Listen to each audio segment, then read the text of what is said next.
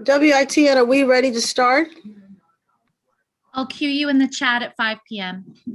Okay, thank you. My clock's a little fast then. The time is it's about to be 4:58.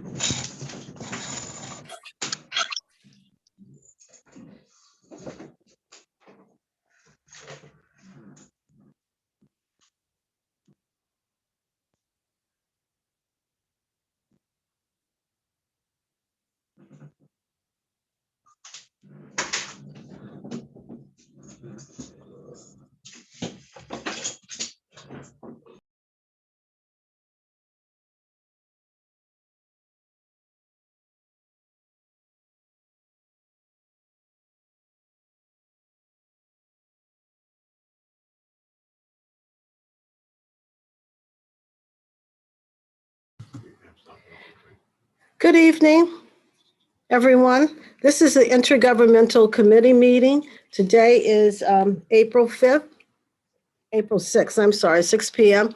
I'd like for the committee members to introduce themselves first. Councilwoman Xanthia Oliver, 3rd District. Councilwoman Yolanda, 6th District. Janae Darby, Councilwoman for the 2nd District and Vice Chair.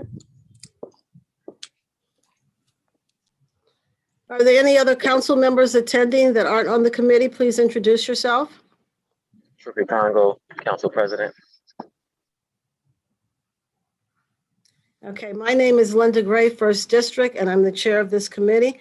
We have a packed agenda this evening, so I'm going to get started right away. Our first, let me take care of some housekeeping.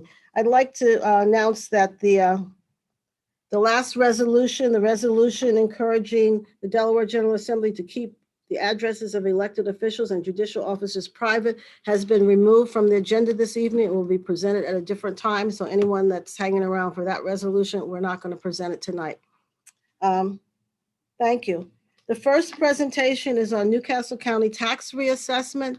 Who do I have to speak to that? Hey, Council Member Gray, it's Brian Boyle with Newcastle County. How are you doing? Good, welcome. Thank you very much for accepting my invitation. Thanks for having me. Thanks for the invitation. I think it's a great opportunity to talk about the FY 2024 reassessment. I've actually submitted a PowerPoint. I was wondering if we could load that presentation up while I begin. And while that gets started, let me introduce myself. I'm Brian Boyle. I'm the policy director for County Executive Matt Meyer. I've also asked Denny Hardman to join us. He heads up our assessment division within the Office of Finance, and we're happy to answer any questions at the end of the presentation. While we wait for this, I'm sure, oh, nope, that's not me.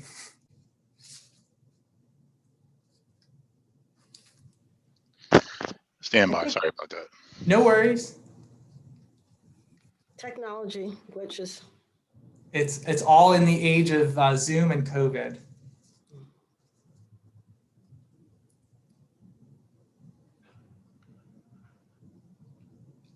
There we go. Great. And can we go to the first slide, please? Great. So some of you have probably seen some of these headlines. If you haven't seen them, you've probably heard from constituents who have. We will be undertaking a reassessment for the fiscal year 2024 budget. And so I wanted to first highlight what that reassessment means for the city of Wilmington. What decisions will you all need to make? And I think it really boils down to two major decisions. One is you will need to set the tax rates. That's something you do every year. But in fiscal year 2024, it will be different because the assessed values will be very different. And there will be something called a rollback rate that will be in effect. I can tell you that Newcastle County Council, as well as the executive, have expressed their intention for the Newcastle County property taxes to use reassessment in a revenue neutral way. That means they will use the rollback rate and not raise revenue. That's something that Wilmington will also need to discuss, whether they want to use the rollback rate or if they want to raise revenue on top of that rollback rate. It's also a decision, by the way, that school boards and school districts will need to make. The second issue that I wanted to highlight is the issue of property tax exemptions, and in particular, senior and disability property tax exemption. Wilmington currently has a property tax exemption worth $40,500. And for 1983 assessments, that's a pretty generous exemption. I imagine there's probably a number of properties within Wilmington that are assessed at $40,000 or less, as well as $50,000, $60,000. And so that exemption is quite meaningful. After reassessment occurs, those properties could see their assessed value go up. And a $40,000 exemption would not be as meaningful of an exemption on a $200,000 or $250,000 property. So I wanted to start with those two, highlight those two issues that, I would encourage this body to discuss, debate, and resolve, just like Newcastle County Council, along with the administration, are currently discussing, debating, and working to resolve over the coming years. Can we go to the next slide, please?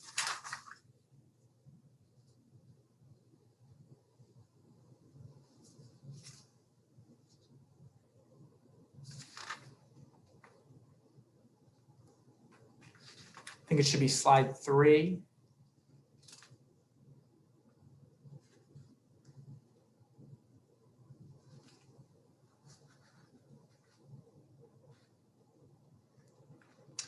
All right, there we go. So wanted to share a tentative timeline so you all know what to expect and when to expect it.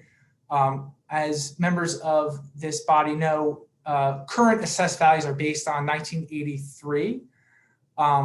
In 2018, Newcastle County was sued by Delawareans for Educational Opportunity, the NAACP in Wilmington, over the legality and constitutionality of our existing assessment system. Earlier this year, Newcastle County settled that case with plaintiffs, and one of the outcomes is that we will be doing a reassessment for the fiscal year 2024. Last month was our deadline for reassessment vendors to put in their application, and we received 2 bid applications. By May 21st, we will need to award that reassessment contract for that vendor to come on and then get started with the reassessment process, as well as a public process to help make sure members of the public are aware of what reassessment means. July 1st, 2022 will be the reassessment valuation date, which simply means every property will be tied to that specific date, just so that they're all tied to a specific and consistent date for their valuations. And February 15th, 2023, we will have the tentative assessment roll filed. So that will be all of the new assessments for all of the properties within Newcastle County. And then July 1st, 2023, the first day of the 2024 fiscal year, under this proposed timeline, that will be the date for the new assessment values to go into play. Next slide, please. Thank you. Oh, back one, please. There it is. All right, so this is an oversimplification of how reassessment will work, and also brings in the rollback rate. So let's imagine for a second that there are only 3 properties in Newcastle County, and they're all based on 1983 values. They all have the same assessment of $50,000. Let's assume also that the government of Newcastle County has decided that it only needs $6,000 to fund its government. Maybe we're buying a new swing set every year. To achieve that revenue with these 3 properties, a tax rate of 4% would be needed, and $2,000 from each of the properties. Now let's fast forward a few years. After reassessment, all of the properties have appreciated, but they've appreciated at different levels. And so one of the properties is now assessed at $100,000, $200,000, and $300,000. The government of Newcastle County still only needs $6,000 to fund its government. And so we're going to be using a rollback rate here. So you're going from a total assessed value of $150,000 to a total assessed value of $600,000. So it's going up 4 times. And so the tax rate will be rolled back by a factor of 4. And so in this scenario, on the bottom there, the tax rate is going to be, it's going to go from 4% down to 1%. And as a result, you'll see the properties would pay taxes of $1,000, $2,000, and $3,000 based on that new rolled back tax rate. Again, it's revenue neutral in this scenario. Next slide.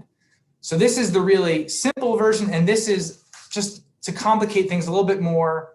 Obviously, there aren't 3 properties in Newcastle County, and nobody's just paying county property taxes. People are also paying school taxes in the city of Wilmington. They're also paying city of Wilmington property taxes. And in this example here, there's this is actually from unincorporated Newcastle County, but I think the example still proves the point. The value here, based on 1983, $70,500. I can confidently say that that number after reassessment is very likely going to be much higher, but that's just one piece of the puzzle. You'll need to take into account the rolled back rate for each of the jurisdictions, as well as the decision of those jurisdictions on whether or not they want to do this in a revenue neutral or revenue positive way. And that's how you'll get that blue box, the actual taxes paid. We can go to the next slide. So just in closing, reassessment is a very complicated process. I'm sure many of you are getting questions from constituents. I think it's important sometimes to simplify that process just to help folks understand what will actually be happening. Nothing's happening until the FY 2024 tax bill. And again, by state code, we will all be required to utilize something called a rolled back rate. So with that, I'm happy to turn it back to you, Chair, but happy to take any questions, as well as my colleague, Denny Hartman from the Office of Finance. Thank you, Mr. Boyle. Do any of the council members have questions? No questions from council. I don't see any hands. Well, I have a question. Let me make sure I'm being accurate. Revenue neutral means that that the county nor the city, if the city decides, is going to increase their revenue, increase their, the money that they take in by the percentage that the taxes are raised. Is that correct? So, and Danny, feel free to jump in here as well. So Councilwoman, revenue neutral at its most simplest form would mean that your revenue for fiscal year 2023 would be the same in fiscal year 2024 after reassessment. What would, in order to, so there's two numbers that are used to calculate revenue: the assessed value, overall assessed value for the entire city of Wilmington, as well as the tax rate. We anticipate after reassessment, that overall assessed value for the entire city of Wilmington, that number is going to be much higher. It could be 2 or 3 or 4 times higher. To be revenue neutral, the tax rate would then come down by the same amount, so that those two numbers multiplied together would equal the same revenue from the year prior. Okay, thank you. And my other question is, I understand that the other counties, Sussex and Kent County, have not decided to do the reassessment or how they're going to do it. Is that going to affect Newcastle County in any way if we have the reassessment and they choose not to do it or they haven't done it? So, Councilmember, that's a great question. My understanding, I believe Kent County has, I hope I'm saying this correct, I believe they have or are very close to settling. I don't know if Sussex has yet. They still do have some time to make that decision.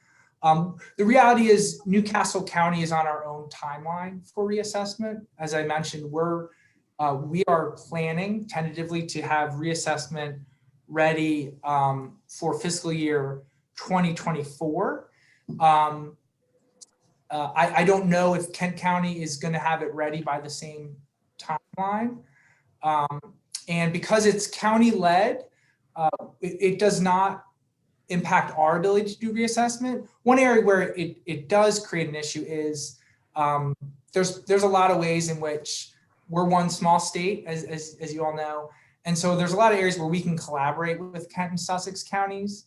There's probably some cost savings that could be available to us. There may even be a role for the state to play with regard to reassessment. And we also know that a number of the school districts may cross county lines. And so it does complicate things if Kent and Sussex are on a different timeline than Newcastle County. But whether or not those two counties reassess, Newcastle County is still committed to completing reassessment for the fiscal year 2024 budget. Okay, thank you. I think President Congo has a question. Yes, thank you. How does our reassessment affect our school districts? So it's a really good question, Council President. So the school district relies on property taxes to fund their government, and they will, after reassessment, the school district, like counties, like the city, will all incorporate a rolled back rate, which I talked about. So they'll reduce the tax rate by the same amount their assessed values go up. Under state law, school districts do have the ability to increase revenue one time after reassessment by up to 10%. And so they will have to make a decision as a body whether they want to do it in a revenue neutral way, just like the city of Wilmington, or if they want to have a revenue increase. In addition, I think the real goal of reassessment is tax fairness. Right now, we're using values based in 1983. And so you can imagine that there's a number of properties that are not, that their current assessed value is not, is really not consistent with reality. And so I think the bigger issue is reassessment will lead to a more fair tax base. Okay, could it possibly mean increased funding for our schools? So schools will need to make that decision, but because of the state code where they'll roll back the rates, they then do have the opportunity, if they so choose, to increase revenue up to 10%. Okay. Okay, thank you. Okay, I think next is Marshall. Yes, I just had a question. You mentioned that it will be net neutral, and you mentioned that it's going to take impact for fiscal year 2024. Is it also the plan that for fiscal year 2025, I mean, those numbers are going to change? So at that particular time, that's when people are going to see the most, I mean, that's when the impact to revenues is going to be in fiscal year 2025, would you say? So it's a good question. So after fiscal year, so when fiscal year 2024 comes, the property taxes will be based on the new assessment. For fiscal year 2025, property taxes will be based on that same assessment. However, in the meantime, there are typically improvements that are made. There's new construction that also add to the tax rolls. But the revenue from property tax will continue to be based on the fiscal year 2024 reassessment that was occurred. In Newcastle County, County Council passed a resolution calling for reassessment to occur every 5 years. And so I do think, kind of to answer your question a little bit, we do think it's important that this is not just a one and done reassessment. What we really need to do is set up a system where we have regular ongoing reassessments so that those assessments don't get out of whack the way they are currently based on property values from 40 years ago. Thank you. Denny, is there anything you'd want to add to that? No, I think you gave a very good answer for that. Okay.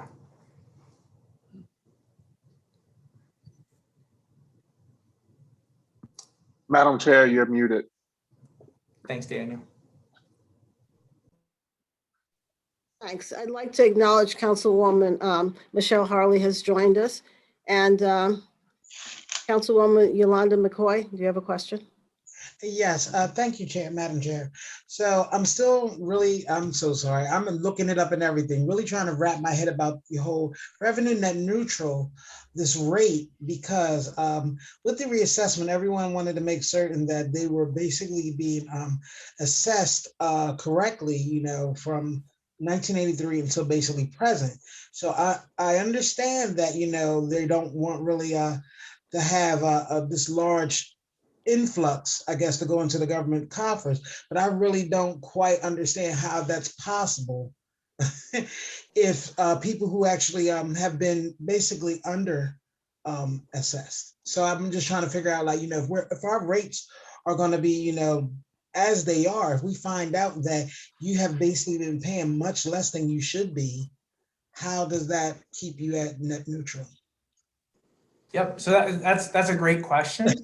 So the rollback rate, the way I like to think about it is the rollback rate, that's based on the overall assessed value. So if you combine all of the properties together, they've appreciated, right? Their value is higher today than it was in 1983. The rollback rate is the inverse of that, so that revenue would stay constant. It would stay the same from FY23 to 2024. However, on an individual basis, some properties, and oftentimes there's an op-ed in the New York Times over the weekend, that oftentimes it's the more expensive homes are assessed at a much lower value and they are underpaying taxes, to your point, council member.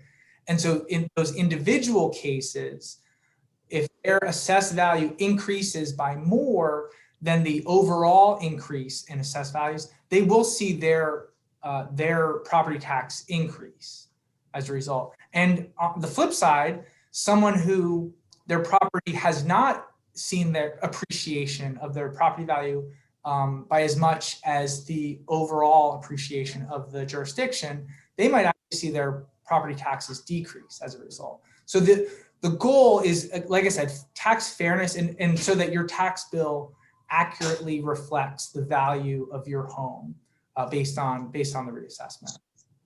Okay, sorry. So I just wanted to make certain that I'm sorry, Madam Chair, may I follow? Yes, you may. Thank you. I apologize.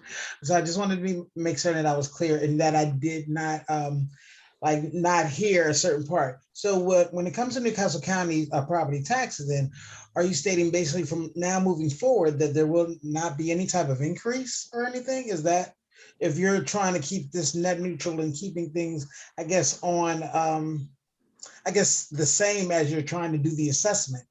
Is that what you are trying to state, or that's not it at all? I just want to make certain I didn't miss that part. Nope. It's a good question. So, so tax increases are necessary from year to year based on increased costs, additional expansion of government services. So I'm not saying that Newcastle County or frankly any government is never going to increase taxes in the future. What I'm saying is Newcastle County Council has passed a resolution and county executive supports for fiscal year 2024, when we anticipate we're going to see a big change for a lot of people's assessed value. Some people may see their assessed value go up more than others. Some people may see their assessed value not go up as much as others. And so there's going to be some uncertainty for people. What we've committed to is we're not going to use that opportunity to raise taxes. We are going to use fiscal year 2024 as a revenue neutral year. For future years, if we need to raise revenue, we would consider that. That's something we would bring to county council. But for fiscal year 2024, with so many other changes happening for an individual's tax bill, we felt like it made sense to do so in a revenue neutral way. Thank you. That explains it. I think I did miss that part. Thank you very much. Okay, Councilwoman Harley. Can you hear me? Yeah, now we can. Okay. Okay, thank you. So I've been listening to the discussion, and I too am trying to better understand this whole topic. So I guess I have some very basic questions that I'm going to ask, and if they sound repetitive, I apologize. So number one, this assessment will raise each property value. So for example, if you live on the east side and your house is worth $50,000, is there a possibility that now that house would be worth $100,000? So what the reassessment would do is the current assessed values are based on 1983. It's fair to say, as a general rule, but not necessarily for every individual house. As a general rule, most homes have seen their value appreciate since 1983. So a home that in 1983 was worth $50,000, if it's now worth $100,000, then their new assessment would reflect that increase. Okay. Then, okay, will reflect that increase. Okay. So that's the first question. And I know I can ask some more questions offline. So the second question would be typically how the property taxes are assessed directly impacts the school district that those properties are in. So for an example, when you think about Brandywine School District, we're always hearing very positive information, outcomes, results as it relates to the schools in that district. And we all know that it has a lot to do with the property value of those houses being more expensive. You agree? Can I defer to Denny, because Denny's our assessment expert. Can I defer to him on this one? He can talk a little about how the assessment is how we come up with those assessments. Well, you know what? He doesn't have to dive too deep into it because we can keep moving. I just know that a lot of what I just said does have a lot to do with the districts, and I do appreciate you deferring it to him. But for the sake of time, I will reach out to him offline. So I guess at the end of the day, I'm just trying to understand, will the residents and constituents benefit more from this process? That's the bottom line.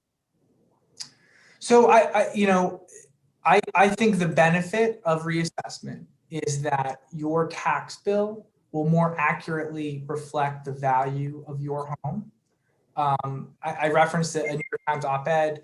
It's not just a problem here, it's a problem throughout the country that a number of individuals, typically in more expensive homes, but it's especially a problem here. Individuals in more expensive homes will oftentimes an assessed value that does not accurately reflect the value of their home. And so they're paying much lower taxes than they otherwise would if the assessed value was more accurate. So I think we all benefit from tax fairness. And in particular, I'd say when it comes to how progressive a tax system is, whether those at the top are paying their fair share, I think everyone benefits when we ensure that that folks are paying their fair share. Okay, and I really appreciate that. And I have one last question, Madam Chair. Proceed. Okay, so typically, what is the benchmark with other municipalities in terms of doing this assessment on some routine basis? So, can you reword that question? Okay, so is there a standard or a benchmark when municipalities typically do this reassessment? Do they do it every 5 years? Do it every 10 years? Like, how do we not get into this rut again? So is there a benchmark or some practice with other municipalities to do reassessments? That's my question. Great. No, that's a great question. And we share that goal. I think what we don't want to have happen is do a one-time reassessment and then have this problem again 40 years in the future. I think what I've seen in other municipalities is 3 to 7 years. So what we've talked about with Kent County, Sussex County, as well as Newcastle County Council, we've all sort of coalesced around 5 years as what we'd like to set as the benchmark moving forward. We're not necessarily wedded to that, but we think that setting a benchmark for moving forward is important. And I think 5 years would fall within a decent range of what some of our neighbors have been doing. Thank you. Thank you for answering all of my questions. And Sure. Again, and where I have other questions, I'll reach out offline. Thank you. Don't hesitate. Yeah, please feel free to reach out. Thanks. Thank you. Any other questions from council members? Not seeing any others, I will go to the public. I can't see public hands. Is there anyone in the public that has any questions about tax assessment? There is no members of the public with their hand up at this moment. Okay, thank you. Okay, thank you, Brian, very much. It's a very complicated issue. I barely understand it.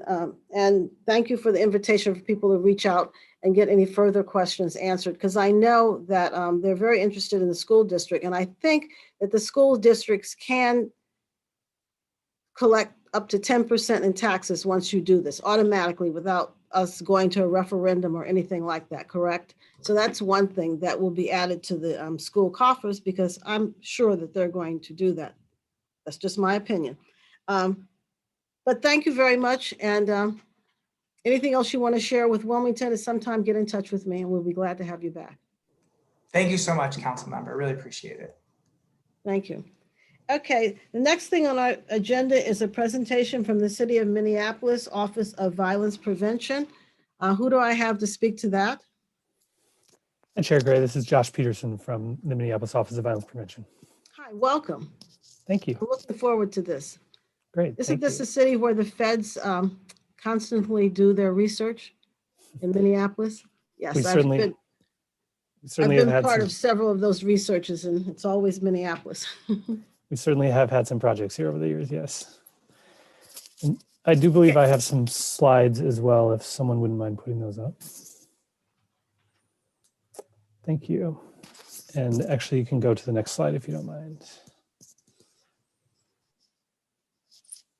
So again, my name is Josh Peterson, and I'm the manager of the Minneapolis Office of Violence Prevention here with the City of Minneapolis. We are located within the Health Department at the City of Minneapolis.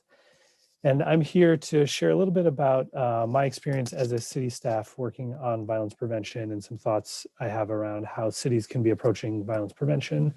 I was fortunate to have a conversation with Councilwoman Darby about this topic and ultimately be connected with you all to just share some of my thoughts and see how we might be able to be helpful. So that's what I'm here to do today.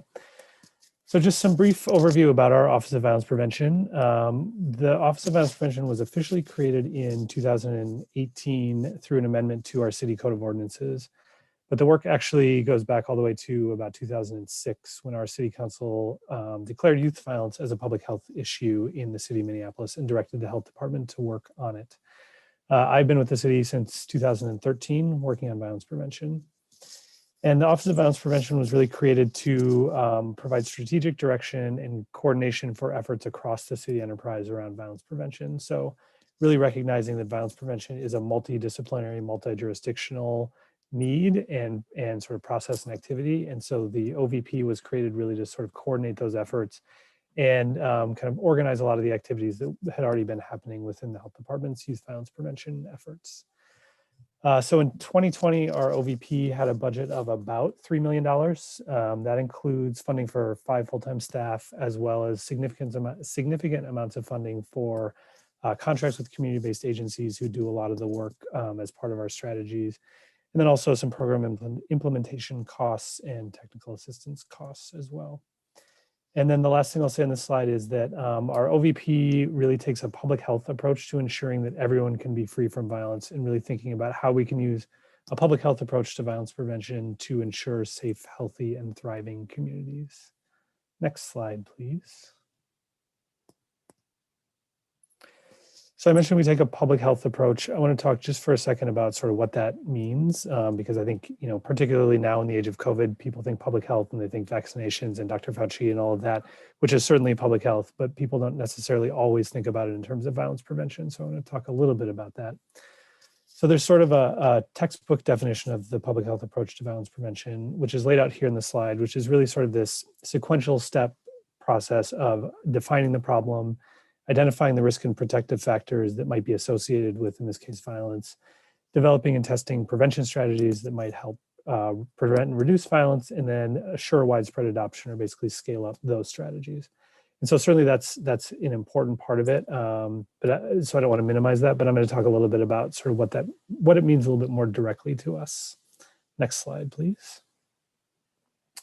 So the first thing that it means to us is when we think about violence, we really think about it as something that is not inevitable. I think that often some folks can have a tendency to think about, you know, violence as something that's always been there in communities and always will be there. But we really think about the fact that violence is not inevitable, and that really if we particularly treat it like other communicable diseases, in some cases, we can protect against it, we can prevent it, and we can treat it. Next slide, please.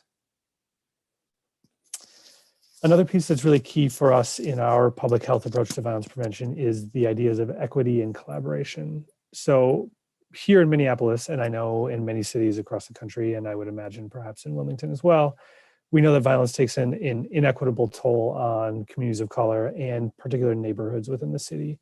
And really, we recognize and hold up the fact that we can't address violence and violence prevention without recognizing that and without really taking intentional efforts to center equity within the work.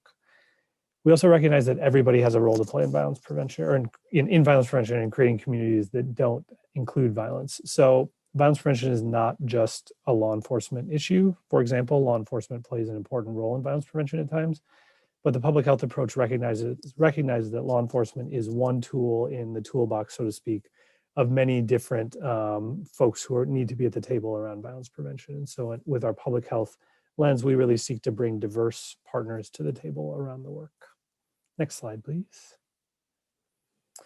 Another thing that's really important to us about our public health approach is the idea that we think violence can be cyclical. And so there's data out there to suggest, and I think we've also seen this anecdotally in our work, that folks who have been hurt violently once may be at greater likelihood of being hurt violently again. And also sometimes folks who have been hurt violently may be at greater risk for going out and perpetrating violence.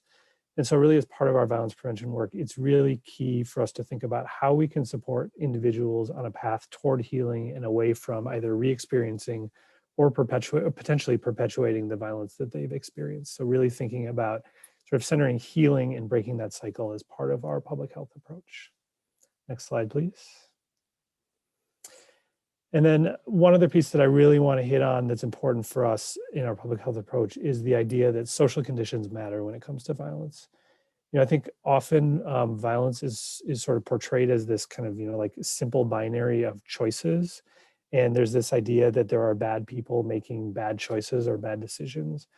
And I think it's really important for me to think about not bad people making bad choices, but, or rather not blaming people for their choices, but really thinking about sort of what choices were those folks given in the first place. And I think if we really want to do something about violence and violence prevention, we need to find a way to give people better options.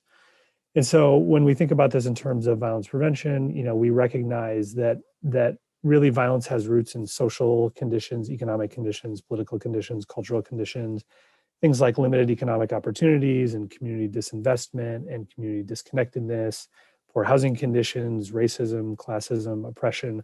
All of those things play an important role in violence. And if we want to tackle violence, we really need to look at those things that sort of undergird violence and why it's happening. Next slide, please.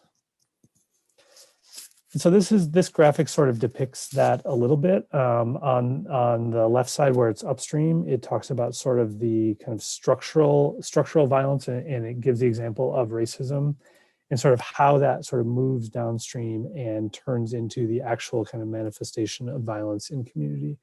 And I think that this is a really useful graphic both to think about, again, how those big structural factors can impact violence, but also to think about the importance of working both upstream and downstream when we think about violence prevention. So it's important to address, violence as it's happening, but it's also really important to not lose sight of those bigger picture structural factors as well. And I think that this does a good job of hitting that. Next slide, please. I think another way that we sort of think about it similarly to that is this idea of violence prevention along a continuum. And so we really think about how do we address violence upfront before it happens? And so how do we really sort of weave violence prevention into the fabric of society and into structures and systems? We also think about violence sort of what we call in the thick, which is essentially sort of intervening, when violence is about to happen or as it's just starting to happen. And then, as I mentioned earlier, we also think about this sort of aftermath piece, which is really about sort of healing after violence has occurred. What can we do to interrupt that cycle of violence? Next slide, please. And so now I'm going to spend a little bit of time just talking about a few of our specific initiatives that we have here in Minneapolis that sort of, where all of that approach kind of plays out in real time. And so the first of those I want to talk about is something called Next Step, which is a hospital-based violence intervention program. And so through Next Step, we're working to break the cycle of violence in partnership with hospitals and community. And the basic idea with Next Step is when someone comes to the hospital with a violent injury, so a gunshot wound or a stab wound, often here, and I assume the same is the case there, they can get really great medical care, but without something like Next Step, they're not necessarily getting the services they need to heal holistically from that wound, and they're not necessarily getting the services that they need to address the trauma that they've experienced and its widespread impacts beyond just the physical injury, and also to address the things that might have been happening in their lives that may have led to that situation in the first place. And so with Next Step, we partner with 3 hospitals now, including the largest level 1 trauma center in the state. And we work to put what we call credible messengers in the hospital rooms. So those credible messengers are folks who have experience, lived experience with the impact of violence, either on themselves or a loved one. And they really can speak with victims from a different perspective and from a different lens sometimes than medical practitioners can. And that's not to downplay the importance that the medical providers are offering, but we think it's important to have that different lens of credibility in the hospital room to start to build that relationship. And so that credible messenger can be a liaison between the victim and the hospital system while that person is in the hospital. And then they actually continue working with that individual once they're discharged from the hospital for, up to 6, 9, 12 months, really focusing on an individual goal plan around, education, access to safe and stable housing, employment, follow-up mental health services, follow-up physical health services. So the whole gamut of things that that person might need to get on that path toward healing. Next slide, please. And so just a little bit about the impact that we've seen with Next Step. It launched in 2016, and since then we've seen over 400 participants. So those are folks, again, who've come through the hospital with a serious violent assault injury. During the program's first year, only 3% of the participants actually came back with the same or similar injury out of 101 participants. And that's a really important metric for us because, again, we see violence as being cyclical. And so if we can use this to interrupt the cycle of violence, that's really important. And it's very much an apples to oranges comparison. And so I acknowledge that up front, but the 5-year recidivism rate, according to some data, so in other words, within 5 years, the percentage of people who return to a hospital with the same or similar injury is thought to be maybe up to about 40%, according to some data. Again, this is only 1-year data, but still it's, I think, a pretty promising comparison, thinking about it that way. There's also some information here about just sort of the level of engagement that we're seeing from folks. We're finding that a really high percentage of victims are choosing to engage in services, are choosing to co-create goal plans with their staff, and then are actually achieving progress toward those goal plans. Next slide, please. So another strategy that we're using here is something called group violence intervention. And that is, we've got sort of a local iteration of a national evidence-based best practice, which comes out of a group called the National Network for Safe Communities, which is based at John Jay College in New York. And this is based on the idea that a large percentage of violent crime that happens in cities is often tied to a relatively small group of individuals. And if we can provide services, resources, and support for that small group of individuals, we can have a really significant change, not only for those individuals, but also for the city as a whole, because again, those individuals are thought to be tied to a significant percentage of the violent crime that's happening within cities.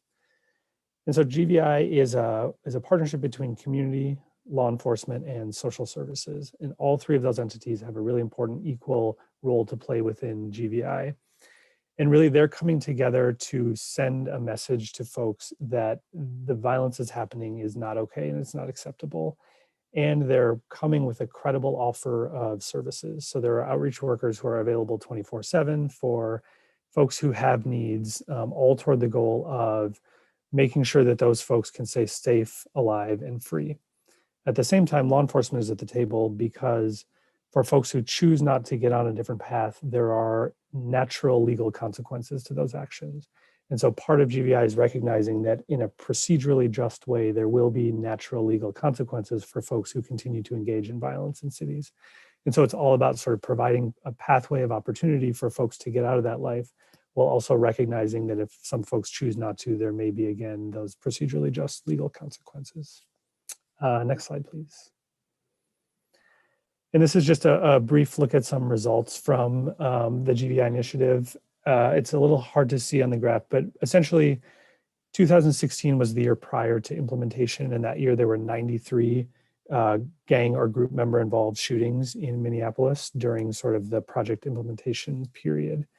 By 2019, that number had dropped to 27. So a really significant decline in group or gang member involved shootings since GBI has been implemented. Next slide, please. So the third sort of core pillar strategy we have, and just to step back for a second, there are a number of evidence-based strategies around violence prevention, but there are sort of three that are often sort of lifted up or pointed to as kind of the pillars that cities can use. And again, these are not the only ones. There are many, many right answers in this work, but these are three that are often lifted up and three that we have chosen to use. The first is hospital-based violence intervention that I talked about. The second is something called focused deterrence, which is similar to group violence intervention. And then the third piece is something around cure violence or violence interruption. And so we have something called the Minneapolis Strategic Outreach Initiative, which started last year. And it is a local version that is based in part on cure violence, which is a national, actually international evidence-based practice around violence prevention. And the idea behind this kind of model is basically to put, again, folks with credibility and lived experience around violence in community to be teams of violence interrupters. And so these are folks who can really proactively be sort of pushing messages of peace while at the same time intervening as conflicts maybe arise and de-escalating. And so really, again, using sort of their credibility to cool violence hotspots within cities. Next slide, please. And then real briefly, I'm going to talk about a couple of other things that we feel pretty strongly about too. So those were sort of the evidence-based pillars that I mentioned, and I think those are really important, partly because they have the evidence behind them and they are sort of proven strategies. But we also really do value the wisdom of local community and innovation in this work as well. And one thing that's really important to us is to recognize that there are folks who have been doing violence prevention work in our communities for a very long time, longer than I've been doing the work, who have really great credibility and expertise and reach. And so we feel we have a responsibility to help lift up those folks doing that work and build their capacity so that they can do that work better, so that they can maybe access other funding opportunities, whether it's city, state, federal funding. And so we have a capacity building institute where we actually are bringing folks together in a cohort, a learning cohort, where they are getting skills around capacity building. So things like grant writing and communication and board development. And then they're also being able to sort of be a resource for each other. And then we're also providing them some funding to do a hands-on demonstration project where they essentially do sort of a youth violence prevention project with their funding and with hands-on support from us and their peers. We found that to be a really great way to, like I said, build the capacity of smaller grassroots organizations. But it's also been really great for us as a city enterprise because we're making really strong connections with community partners that weren't necessarily there before. So that when a need arises, you know, in a particular neighborhood or around a particular issue, we have a network of folks that we can turn to, who we can work together with that's been really positive. Next slide, please. And then the last thing I want to talk about is what we call our Violence Prevention Fund. Excuse me. And this is another piece of what we see as sort of our innovation side of things. And this is really recognizing that, again, often community knows what community needs around violence prevention. And so we have a pot of money, it's about $350,000 annually that is set aside for our Violence Prevention Fund. And basically we ask community organizations to identify a pressing issue related to violence for them, to tell us what they think would be meaningful in terms of an activity or strategy to address that issue that they've identified, and then to tell us why they think that that strategy or activity will work. And so through that, we've done that for a couple of years now, where I think we're entering our third year of it now. We funded a really wide variety of projects, the kinds of things you can see on the slide here. So everything from community building to outreach to creating gardens of remembrance for folks whose lives have been lost to gun violence, community meal distribution, a really wide variety of things that we know is all tied again to that big picture systemic view of violence prevention. And so we think for us, it's really important to, like I said, be able to sort of complement those more evidence-based strategies with some of this work that is much more kind of community driven and community led. Next slide, please. And so with that, that was my very brief overview of what we're doing here in Minneapolis. I should have said this at the beginning, but I welcome any and all questions. So I'm happy to stand for any questions that you all may have right now.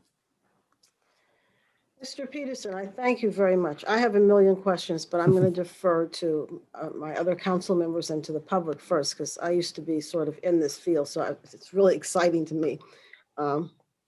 So are there council members? Oh, I see the first hand. Councilwoman McCoy? Thank you very much. Thank you. This is it was an excellent presentation. I actually, I was looking at the slide on my laptop and trying to stay on the Zoom. I'm trying to really like put together like the pillars that you actually use to make certain that you were, what your whole OVP actually, the whole conglomerate of it, whatever it is. I'm looking at things like the hospital intervention, also looks like violence interrupters, also GBI, and then also the VP fund. What am I missing other pieces of this? Because it seems like there's so much, but if you were to like pull out 5 strategic pieces to start, what would those 5 be? Just those 3 or 4 that I named, and what else was missing? Yeah, thank you, Councilmember, for that question. That's a great question. I think you hit on all of the key ones. So the hospital-based intervention, GBI, and violence interrupters. I think that those are often seen as kind of the key 3. There is another that is emerging right now around sort of this idea of kind of peace fellowships and engaging people in sort of civic engagement work and paying them for that work as well. And so there's some interesting research around that. But I think those 3 are sort of the key. And I would then also advocate, just based on sort of my experience, for something that is again lifting up sort of the wisdom and capacity of local communities. So that piece around the Violence Prevention Fund and the piece around kind of capacity building. So particularly from a city, working as a city staff, we recognize that we can do a lot, but we can't do everything. And really it's our partners and folks in community who need to be doing this work as well.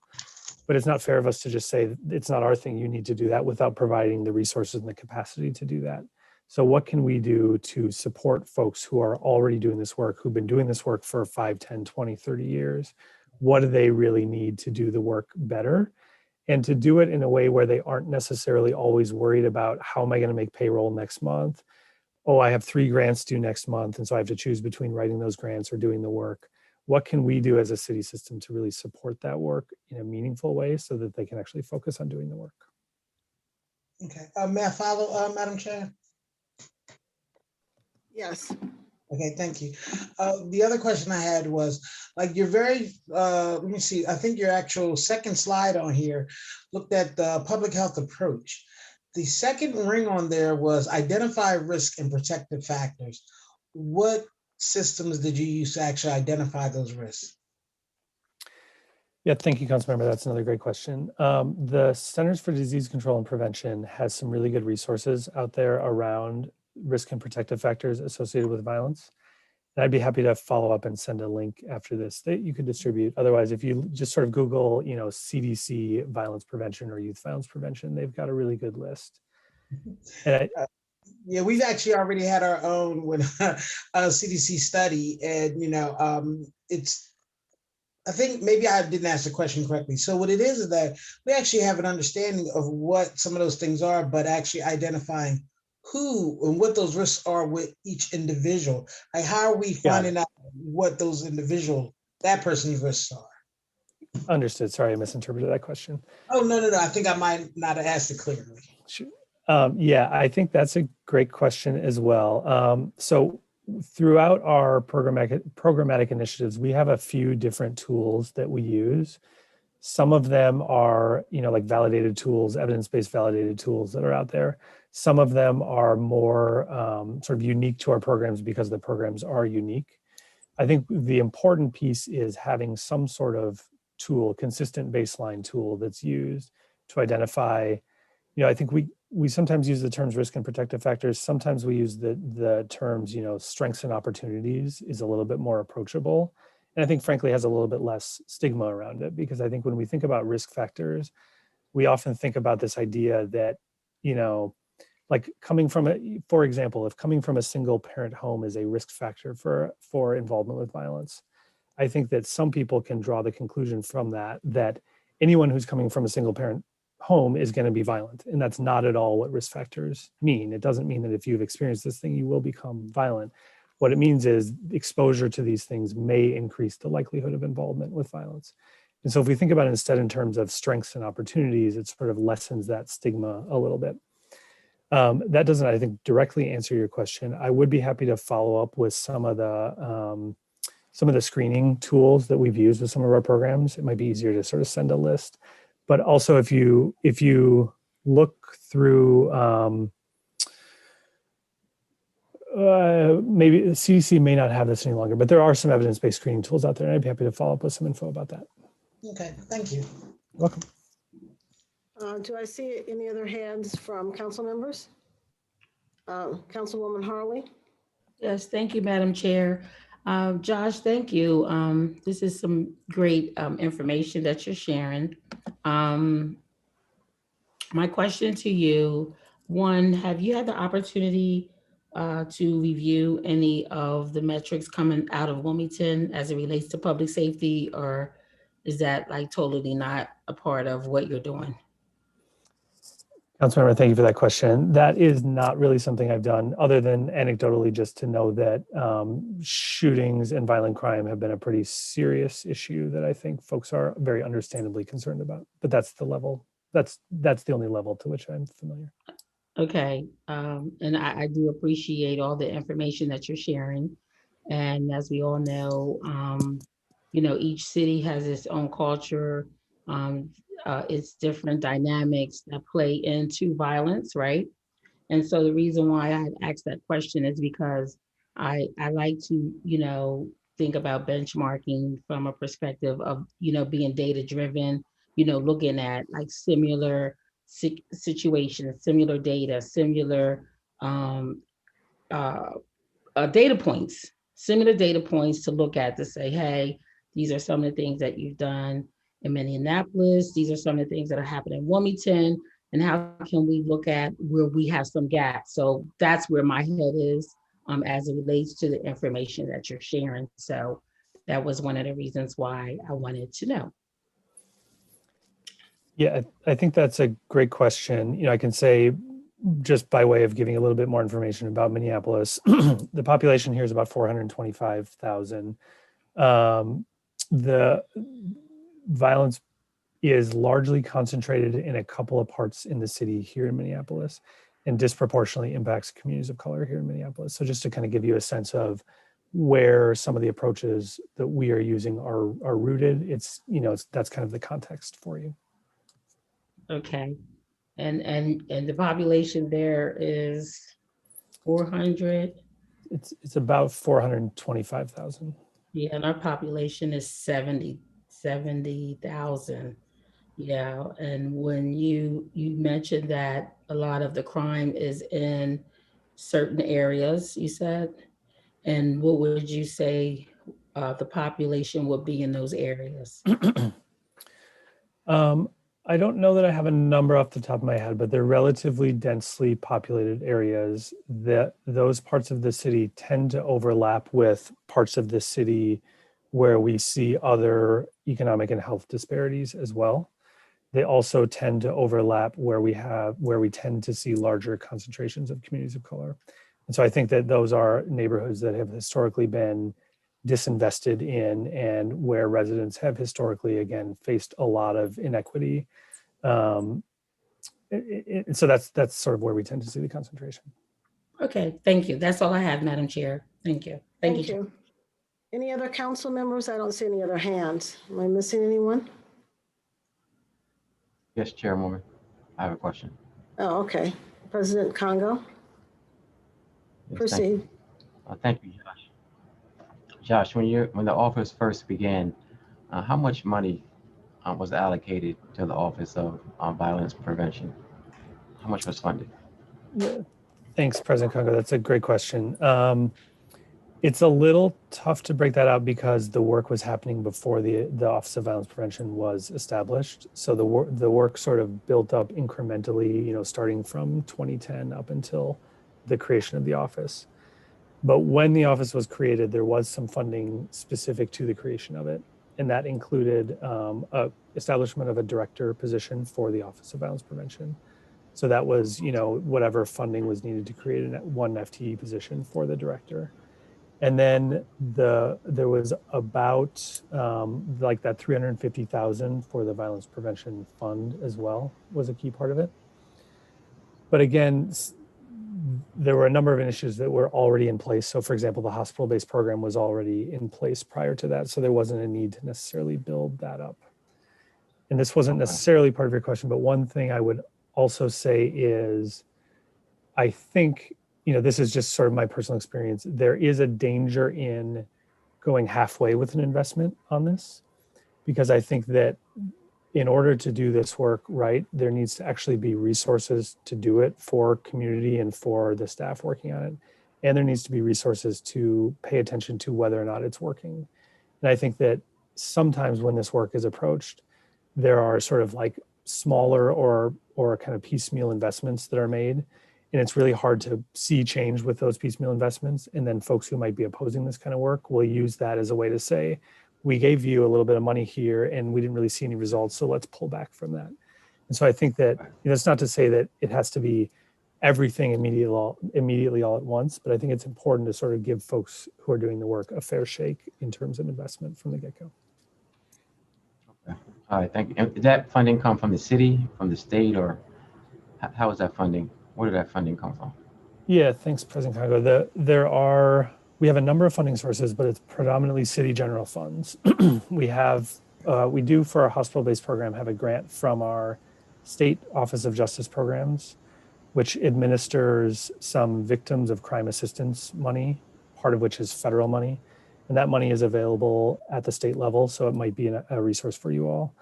We also use some CDBG, Community Development Block Grant money to fund some of this work as well.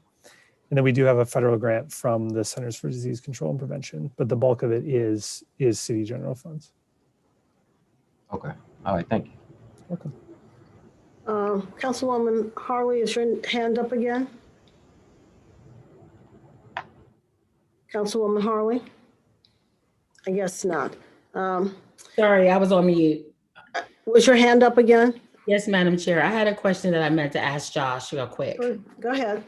Thank you. Josh, I don't want to jump ahead, but is there a plan to show us any successes, with the program that you are discussing with us? Any successes? Thanks for that question. To the extent it's practical, I would be helpful to continue to provide information. I do want to make clear that I'm not necessarily sort of like pushing a product or an agenda or an approach here. I'm really just sort of sharing my experiences from here to the extent that they can be useful there. So, I'm not, in my role as a city staff, I'm not sort of, offering a specific agenda or a project. But if there are some of our initiatives that you're curious to hear more about around the successes, I'd be happy to follow up with some information that we have. Yeah, that's what I'm interested in. Yes, definitely. Out of Great. all the information that you shared, at the end of the day, it will be nice for us to be able to review some successes that to be mirrored and to be modeled to see if it could fit, within our city. So thank you. Yeah, thank you, Councilmember. And I will also add that there are a number of national networks who do the work of supporting cities who are interested in violence prevention. And so, whereas I'm here sort of sharing kind of my experiences, there are groups that can do more longer term actual like technical assistance. And so, for example, there's a group called Cities United that has been really helpful to us in a number of cities across the country.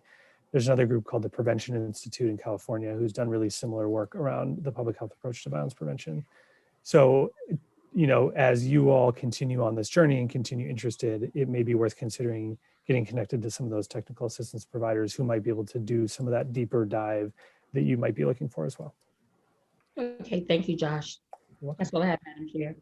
Okay, I have several things to say. Once, Josh, thank you for the very insightful presentation. And I would say that in my involvement in criminal justice, for some reason, Minneapolis was selected by the feds to run a lot of social and crime projects. So for some reason, the feds seemed to think it was an ideal city. And once they would run the project and get the results, and they would train various agencies in the criminal justice as to what the outcome was. So Minneapolis has, for some reason, been selected a lot. I don't know if it's a demographics or the way they run their programs, but I thank you. So I also thank you, Josh. I thank you so much for saying that the community knows what the community needs. I've been saying that for a long time, that we need to involve the community to let us know what they think their needs are. And in your violence prevention, that's the statement you made. So I thank you for that. Also, I had wanted to ask about assessment tools. And you're calling them strength and opportunity questionnaires, or do you use an assessment tool to determine in your youth violence program with the hospitals who needs it, or is it anyone that's comes in with a serious injury caused by violence? And does this include domestic violence and elderly violence when people come into the hospital program? Yeah, thank you, Chair Gray, both for those kind words and also for the questions. So to answer your last question first, the hospital-based program does include elderly violence. It does not include domestic or sexual violence. It also does not include self-inflicted violence. And the reason for that is that there were already pretty robust responses in place for those kinds of violence already. And we felt like those were more appropriate responses than Next Step might be. So we didn't want to, step on the toes of domestic or sexual violence providers in that work. But we also recognize that often the lines are a little bit gray between those things. And so there have been times where we have someone come in as what we think is a victim of a non-domestic violence situation. We start working with them. It emerges that there are domestic violence concerns as well. And then we do work together with DV providers there. Okay. In terms of the screening tool question, we do, so Next Step serves anyone who comes through who meets sort of the program criteria, which is essentially a victim of a serious violent assault and not domestic, sexual, or self-inflicted violence. So there's no screening tool that screens in or out whether someone meets a threshold of risk to be involved with the program there. Where we start to think about, a version of kind of a screening or an assessment tool is really in that goal planning step. So let's think about what assets you have right now and what risks you might be facing, and really sort of inventory those things and do a screening of that so we can put together a goal plan that we work on then over the course of 3, 6, 9, 12 months.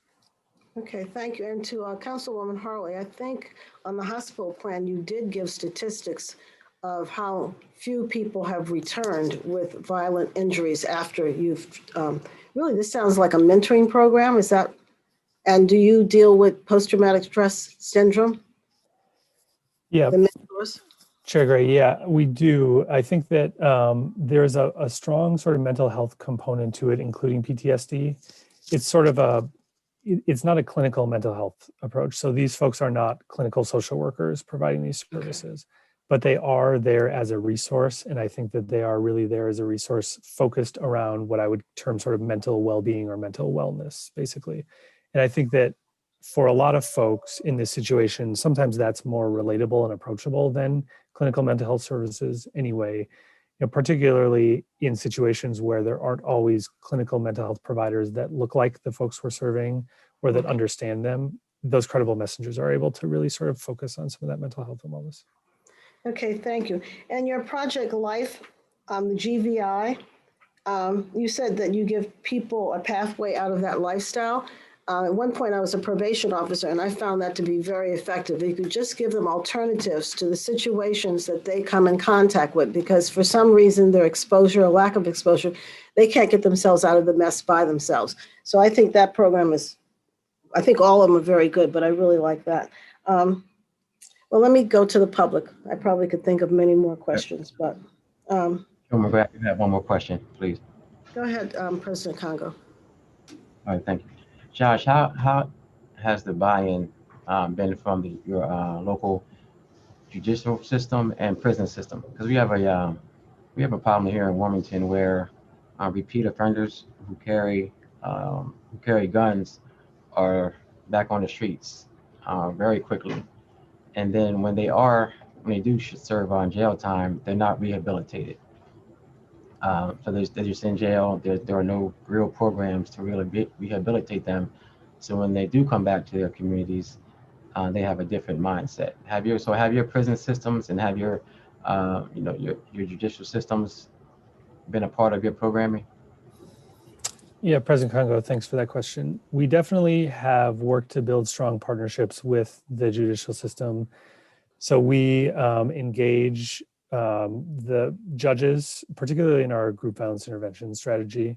We also have some pretty strong partnerships with probation and parole because they are key in, again, the group violence intervention strategy, because a lot of the folks that we end up providing services to are folks who have been incarcerated and they may be on their way out. And they may be, to sort of go back to the last comment about a different pathway towards success.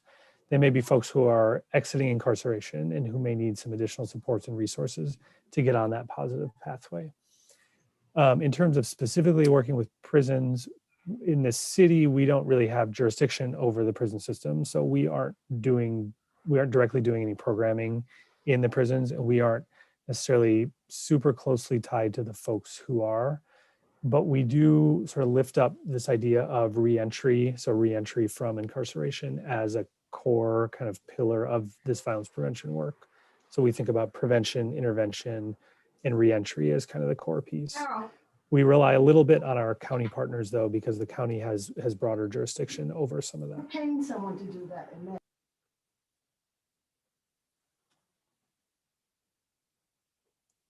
Okay, thank you, Josh.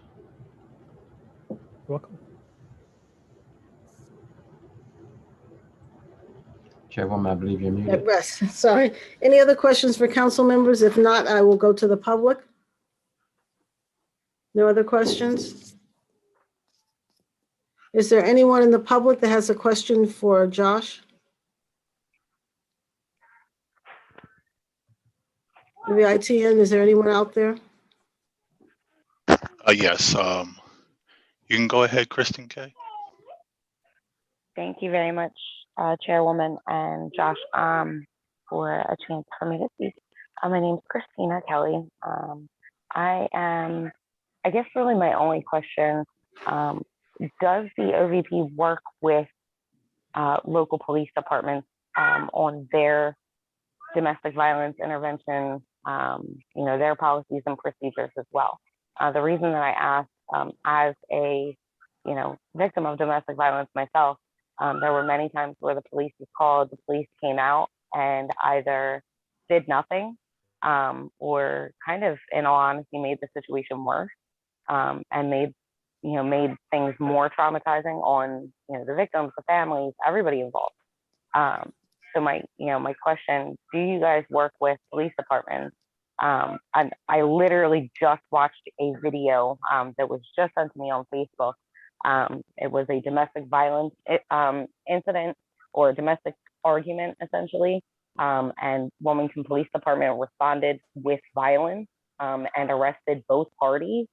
So again, just adding to the traumatization and adding to I guess I should say, making it more likely that that victim is not going to reach out to the police in the future. What does the OVP, have to work with our police department? Yeah, thank you, Christina, for that question, and also for sharing your experience. I appreciate your willingness to do that, and I'm sorry you've had those experiences.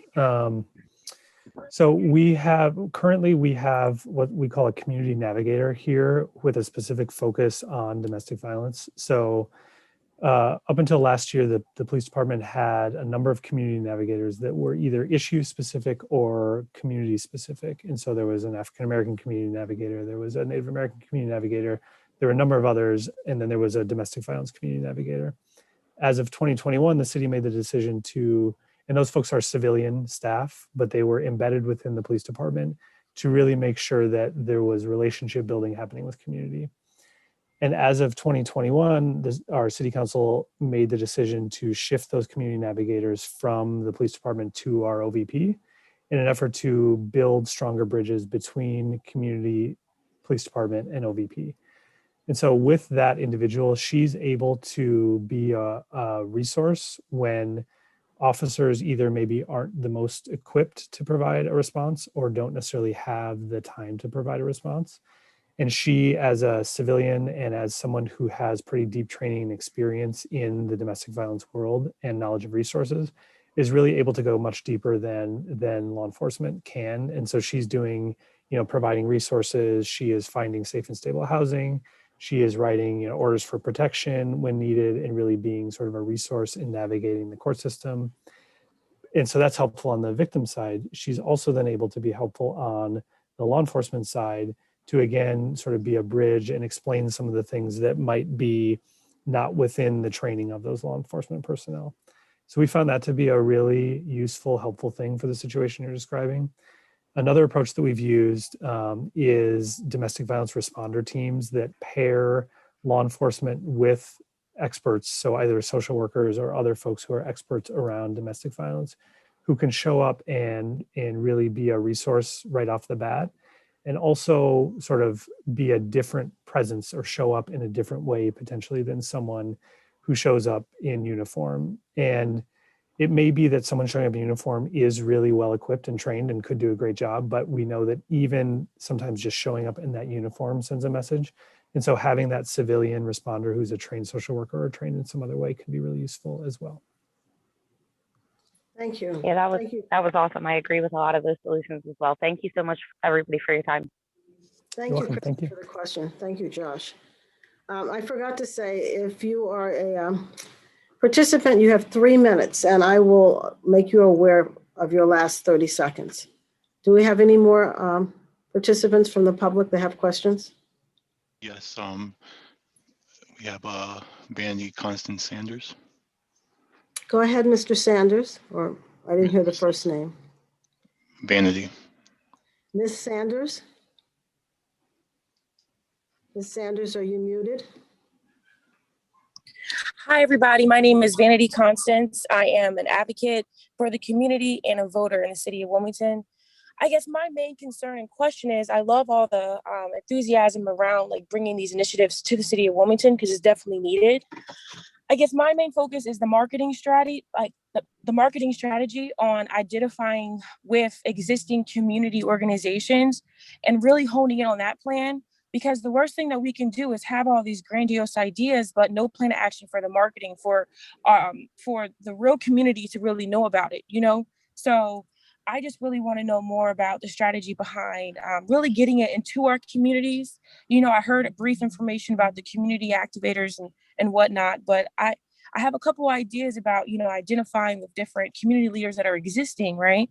And having them have the resources and things of that nature. But my main concern is really connecting with our community. Thank you, Vanity Constance, for that question. I think that is very much right on. I mean, I think that as you pointed to, there are a lot of folks who are already doing this work, and it doesn't make sense to reinvent those wheels. And when there's work happening, it's only as good as much as people sort of know about that. And so a couple things, and again, we don't have all the answers, but a couple things that have been helpful for us here in terms of that are, one, to build a coalition. So you referenced the fact that there are folks who are doing this work or want to be involved in this work. We've been intentional about building a coalition of people who can regularly have a voice in that conversation and help lead that conversation and help lead efforts. We actually have that sort of a couple ways. We have what we call a youth violence prevention multi-jurisdictional team that meets monthly, and that's folks sort of from county park boards, schools, and our kind of jurisdictional partners. And then we also have what we call a violence prevention steering committee, and that's representatives from community sitting at the table with elected officials and others, really sort of engaged regularly on this topic and in these conversations. A couple of other things. One thing that was really key for us early on is actually just creating a written plan. So we have something called the Blueprint for Action to Prevent Youth Violence, which was a citywide comprehensive strategic plan, which laid out some of this approach and laid out some activities and strategies and goals. And we did a big push around that to community to get folks on board all around this idea of there is a plan, and really it's important to get everybody behind that. And then I think another piece that I've seen some other folks do that's kind of interesting is also think about, I talked about how we do capacity building with small organizations, but I think that there's an amount of capacity building that can be done with individuals who want to become champions of violence prevention in their community. These are folks who already, again, are doing this work, who care about this work, are passionate about this work, who have connections to do this work, much more so than potentially we sometimes even do working for the city. And so what do we need to do to give them the resources to be able to go out and do that? And is it training around the public health approach to violence prevention, or is it some small amount of funding, or is it, other training? So what can we do to sort of create violence prevention ambassadors to, like you said, build this brand? Because it can be really hard when there are 10 different initiatives happening, if they're not under the same umbrella, for folks to really understand that there's a coordinated approach. On the flip side, if folks can understand that there is a coordinated approach, that can be really powerful and meaningful. Thank you for your Thank you very answer. much. Thank you. You're welcome. Anyone else from the public? There's no more members of the public that have their hands raised. Okay, thank you. There's a question from another council member. Is there a specific age range that OVP targets, and is the Department of Education a partner? This is for Josh. Yeah, thank you, Chair Gray. There is not a specific age range now. Prior to the establishment of the OVP, we were primarily working on youth violence prevention. And so we were really focused on ages 10 to 24 or 10 to 28. We definitely consider the fact that, youth does not end at 18, and looking at brain development and other things, we really need to recognize that 18 to 24 age range is really critical in terms of this work. When the OVP was established, part of that was an intentionality around thinking about violence across the age spectrum. So we definitely don't sort of limit programs. That said, a lot of what we do tends to be focused on sort of the 18 to 30 age range, because again, we see that as pretty critical in terms of brain development and decision making, and also in terms of sort of when we can have impact, because there's a little bit more, there's a belief that perhaps there are folks who are a little bit more amenable to a change or a different pathway in that age range. That's not to say that we don't work with a 45-year-old or a 55-year-old who wants to get in a different path. We absolutely do. But we tend to see some of the folks who are sort of in that 18 to 30 age range a little bit more. And in terms of the Department of Education, we work with our local school district quite a bit. We partner with them. We do less work with the state Department of Education, but we do a lot around planning and around actually sort of implementing initiatives with our local school district. Okay, I have another question. You brought up the Blueprint Approved Institute. I really like that idea. Are you saying that you're bringing community groups in that are working with the Initiative of Violence and giving them money and training them how to write grants or helping them do things like that? Are these the groups that you're using for these programs? Yeah, so Chair Gray, we are, for the Blueprint Approved Institute, it's small grassroots organizations who are doing violence prevention work. So the way we sort of set the threshold is organizations with budgets under $100,000 a year. And these are folks who are, sometimes it's an after-school sports program, sometimes it's a street outreach program. Sometimes they don't necessarily even consider themselves a violence prevention organization per se, but we know they're doing work that speaks to the risk and protective factors associated with violence.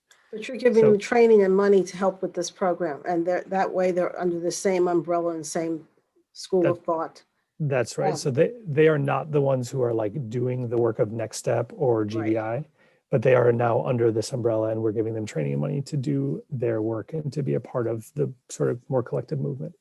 Do you require results? You require them to file information as to how their program went and what the results were? Yeah, for Blueprint Approved, it's more a matter of sort of working alongside them around that, because often they're smaller organizations, and so we don't necessarily have like expectations that they have to meet, because they're all at various points in their sort of development. Okay, go ahead. I'm sorry. I was going to say, for some of our other contracted providers for some of our other programs, we do have contracted expectations and benchmarks for some of that work. I know you might not know this yet, but do you plan, or does the city plan to use any of the CARES money that you're going to get, Reconciliation Act money that you're going to get with any of these programs? Yeah, thanks for that question, Chair Gray. There are conversations happening right now about how some of that funding can be used for some of our community safety work and violence prevention work. Okay, thank you. Any other, Councilwoman Harley? Yes, thank you, Madam Chair. I just wanted again to thank Josh for this presentation. And, when I looked through the charts, I really like the chart where it talks about support community-driven strategies for violence prevention. And the main reason why I had asked a question about successes is because when I think of the topic of this presentation, the Office of Violence Prevention, I would think that since you have your office, that you would definitely have some examples of successes. And I know you said if we want a deeper dive, what could be done, which I got that. I got that written down, but I also just wanted to underscore the main reason why I had asked that question. If you're Office of Violence Prevention, I would think that you definitely would have some examples of how you are preventing violence, even, if it's on a low, medium, or high scale, without being an expert. I'm not looking at you as the expert, but again, you're here on this call, and we are trying to learn, and we're trying to do some mirroring and modeling. So that was, one of the thoughts that I had around, asking for that information as well. Yeah, thank you, Councilmember. I appreciate the kind words and I appreciate that question. And I think that's exactly right. I mean, we do have some benchmarks as a whole as the Office of Violence Prevention, and we have successes to point to. Some are in the slides. So for example, the really significant drop in gang involved non-fatal shootings, which was kind of a focus for us, and the pretty significant or the really limited numbers of folks coming back with re-injuries.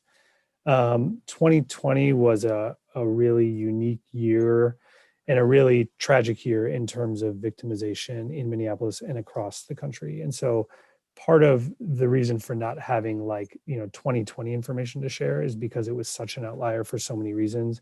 The civil unrest that we saw after the killing of George Floyd and COVID, it created all sorts of unique circumstances. But we also, just one last thing to say on that, we have in the past done a process we call Results Minneapolis, which really does actually walk through a number of benchmarks that are important around this work. Everything from sort of like crime indicators to things that speak more to risk and protective factors. And that has been a really useful way to keep a finger on the pulse of what's happening year to year and looking at some of those trends and sharing that information out publicly and then having conversations about it. So I think that is a really key part of this work. If there isn't an eye toward measurement, then it's really hard to understand the impact and it's really hard to justify the work. So I think that's a key piece. Awesome. And where is that information found? Do you have a website? Yeah, the Office of Violence Prevention has a website. I think if you Google Minneapolis Office of Violence Prevention, you'll see it. The Results Minneapolis reports are kind of buried on the city's website because there's a transition happening. So if you can't find those right away, or either way, I can follow up with those and send them your way. Okay, thank you. Thank you, Madam. Thank you, Josh. Thank you, council members and the public who had questions. Thank you, Josh, for a very insightful and information-packed presentation. That's all I can say is thank you. Hopefully we will be able to use some of these initiatives going forward. Anything you'd like to say in closing, Mr. Peterson? Just to say that I really appreciate your time and your interest in this and the fact that you all are engaged on this topic. So I wish you the best and thank you again for listening to me. Thank you. Okay. We're going to now move on to the resolutions. The first resolution is a resolution encouraging the administration not to reinstall the Cesar Rodney and Christopher Columbus statues. Who do I have to speak to that resolution? I will, Madam Chair. Thank you. You may proceed. All right, thank you. I'm just quickly going back to Josh. I also want to thank Councilwoman Darby for connecting us with Josh and the Minneapolis Office of Violence Prevention. All of us on council and the administration, we definitely want to make sure that we are addressing the violence in our city and that we're putting money in the right places in our next budget so that we can see some changes the same way that Minneapolis has. So thank you again, Councilwoman Darby. Appreciate that. So about a year ago, our country had reached a boiling point where around racial inequality and racial injustice. There were nationwide protests, including right here in the city of Wilmington. Many buildings were damaged. There was an extreme concern of inequality here in Wilmington, to the point where surrounding cities started removing some of the statues that represented oppression. And it happened right here in Wilmington. Those statues were removed, specifically on Christopher Columbus and Cesar Rodney. And it wasn't done as a gesture of, hey, we hear you and we care. It was done as a gesture to protect those monuments. And I can understand that. But fast forward to present day, to think that those concerns and that anger has gone away, I think would be a huge mistake. They were very violent men. Christopher Columbus was an extremely violent man towards people of color. Caesar Rodney was a slave owner, not trying to mitigate his accomplishments of what he did for our state. But to put those statues back in a public place, I think would be a huge mistake. Not necessarily to the statues, but to what it could, to the emotional trauma that it could bring to our residents who are made up. Wilmington is made up of Black and brown people. 70% were Black and brown. I'm not saying that any other races don't have our same concerns, and I appreciate those who do, who can understand our concerns. But I just think that putting those statues, returning those statues to their original places or any public place would reunite some of those same sentiments that were so right in our face a year ago. They're still among us, don't get me wrong, but it was at a boiling point last year. And that's why I'm presenting this resolution to council and to the public. I just think that would be a huge mistake. We always want to say that Wilmington is moving forward. I think that if we do that, Wilmington wouldn't move backwards. Even as lately, I think it's either today or yesterday, Baltimore removed the statue from a slave owner merchant. I think his name is last name is O'Donnell. And they just did that either today or yesterday. So Baltimore still is aware of the trauma, the mental trauma that all of us have experienced. So I just think that we have to take a hard look on what to do with those monuments. I appreciate the time and the money and the emotional value that those statues carry, but I just think that we cannot neglect the other side of of our population who would, I believe, would be traumatized if those statues are returned to their public places. And I'm open for comment. Thank you, President Kondo, for that presentation. Are there any council members that have a question? Okay, Councilwoman Darby. I just want to say that I am in agreement with Council President Trippy. Ernest Congo. I am in agreement. We should not put those statues back up. It would be a slap in the face to the Black and brown community to put those statues back up. Put them in a museum. I don't really care what happens, but put them in a museum, someplace where people who do care to go look at them can go look at them. They are a part of history, so go put them in a museum and in the book. But to sit in the middle of a Black and brown community and the type of trauma that we're experiencing historically that we still feel from our ancestors, and the systemic racism that we're still get out the window, I'm sorry, that we're still faced with today, we do not need those statues up. And I just want to say that I am in total agreement. Do not put those statues back up. Put them in a museum somewhere where people who want to look at them can go look at them. And that's all I have for comment. Thank you, Councilwoman Darby. Do we have any other council members that have a comment?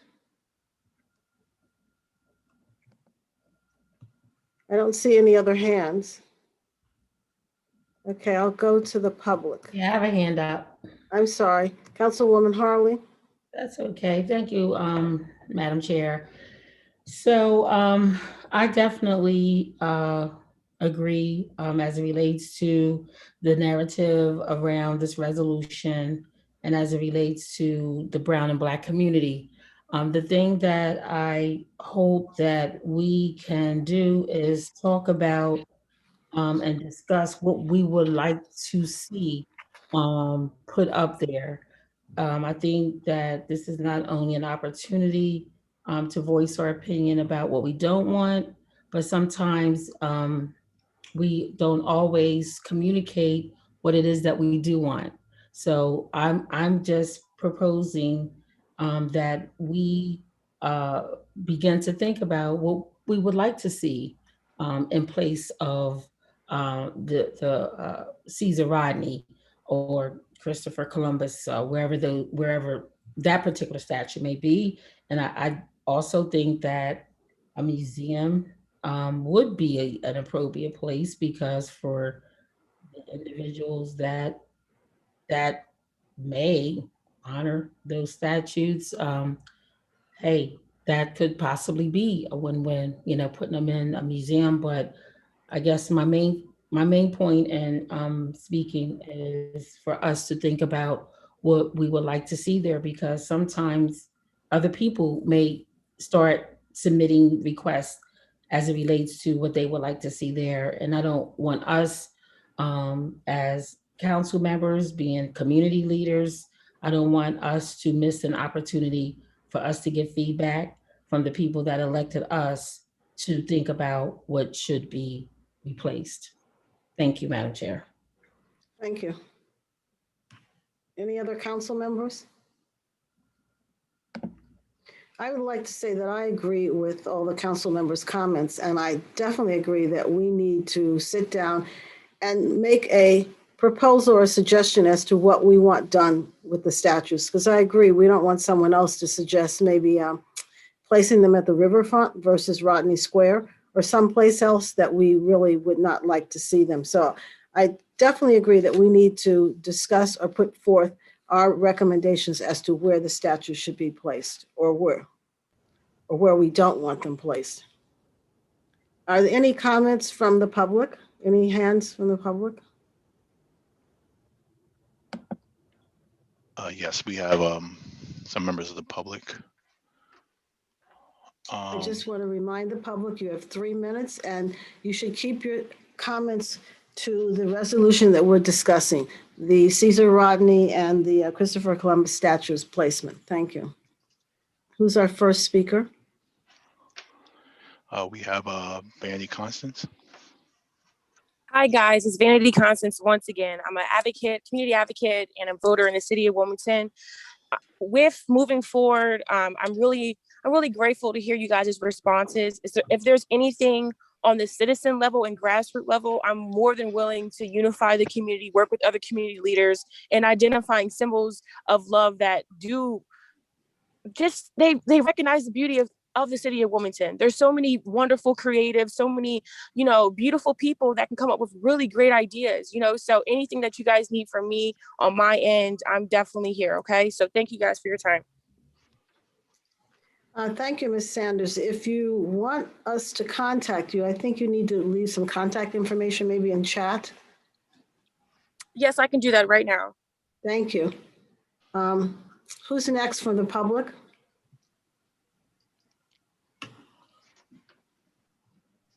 Is there another?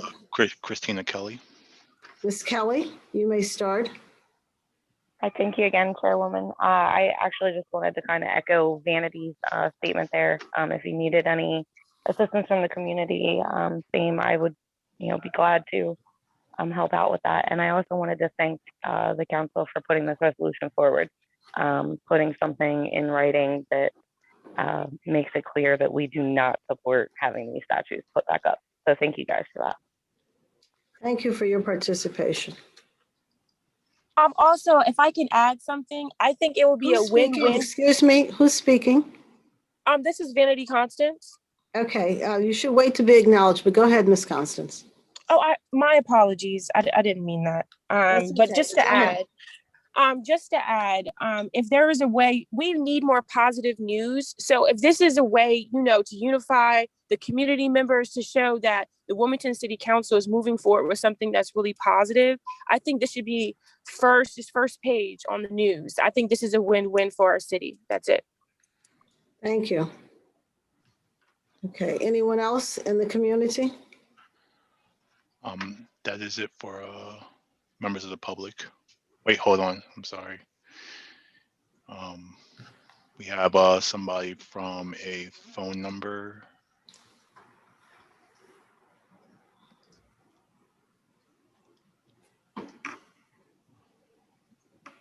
If the person that is at the 819 number, you can you may speak.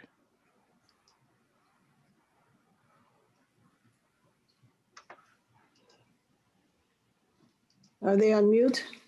Yes, you're currently muted. Well, let me go to Councilwoman Darb. Are they on? Okay. They're back. This is Stacy Henry. I just wanted to add a comment. I just really want to thank you guys for this opportunity to share this information today. It's been very informative, and hopefully we can move forward with some positive action on some of the things that we heard here today. Thank you so much. Thank you. Okay. Councilwoman Darby? Yes, thank you, Chair. Can I be added as a co-sponsor? That's all I wanted to add for this resolution. Okay. President Congo, do you want closing comments? Yes, and please add Councilwoman Darby as a co-sponsor. Yeah, so again, just a year later, we have still experienced here, right here locally in our city, questionable police shootings. We still have a school system that does not adequately prepare our children. We still have a police and a fire and an economic development department within our city that is not representative of our city, of our population. And some may think that those things aren't related, but they are. So again, I want to thank my council colleagues for your feedback. Definitely want to thank the community for your feedback. And I'm looking forward to the conversation that we can all have together as far as what should be placed there. I know Philadelphia has their love monument.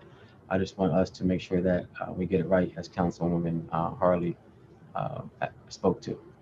Thank you, everybody. Thank you. And President Congo, would you put me as a co-sponsor also? Thank you. Yes, thank you. Okay. This resolution will go on the City Council meeting of April 15th for a vote. Thank you. The next resolution that we have is a resolution to Delaware General Assembly to mandate the Department of Education to have a Black History course in high schools. Who do I have to speak to this resolution? Thank you, Reggie. I will speak to this resolution. I just want to say that, yes, thank you, Madam Chair. I just want to say that I am in full support of supporting the General Assembly on making sure that Black history is intertwined into all history for every level grade in our state. I think it's about time that we did something like this.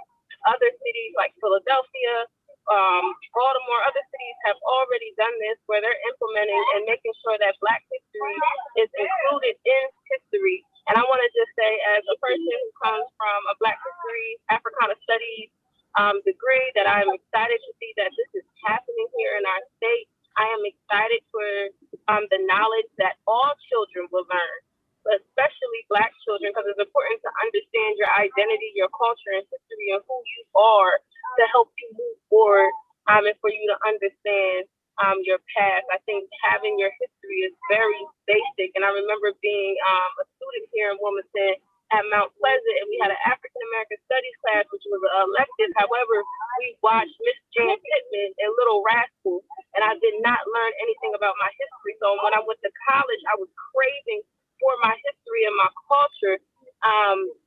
And I think this is very key and important for us to move forward in this state, to make sure that Black people, Black history, African American history is included into history. It is a part of it. We cannot just celebrate Black history in February. It is 365 days, and on a leap year, 366 days. So I want to, I guess, open this up for public comment from my colleagues, from other council people, and to the public.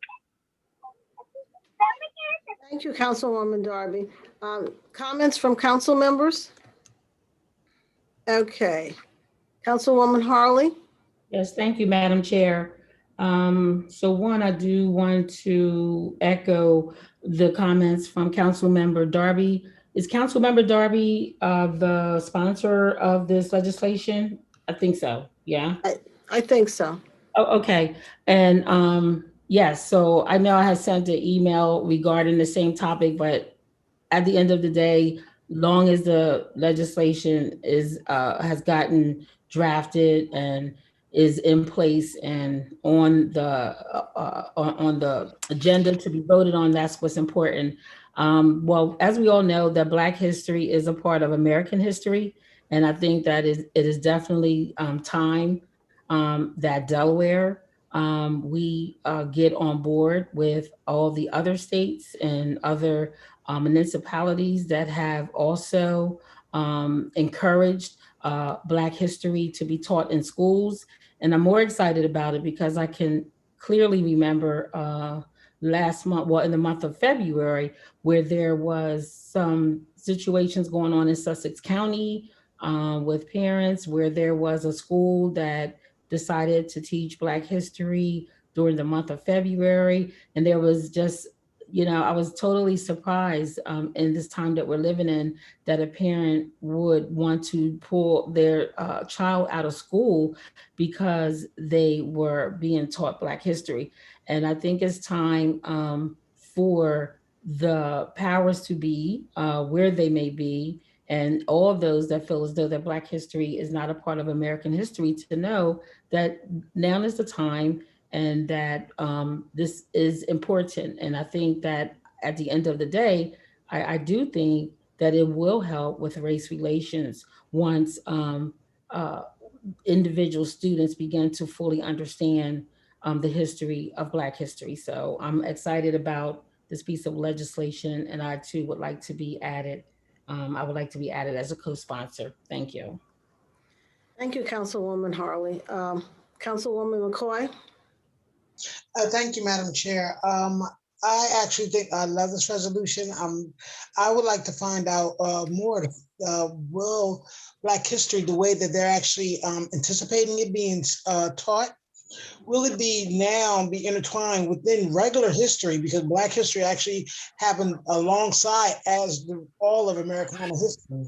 So will there be new textbooks? Those are the types of questions that I would like to see whether or not the Delaware State Assembly, what if they've got, once they get this passed, what are the next steps? Because I would like to see not just February and not something that's isolated from other history, but we are actually all throughout the history of the United States.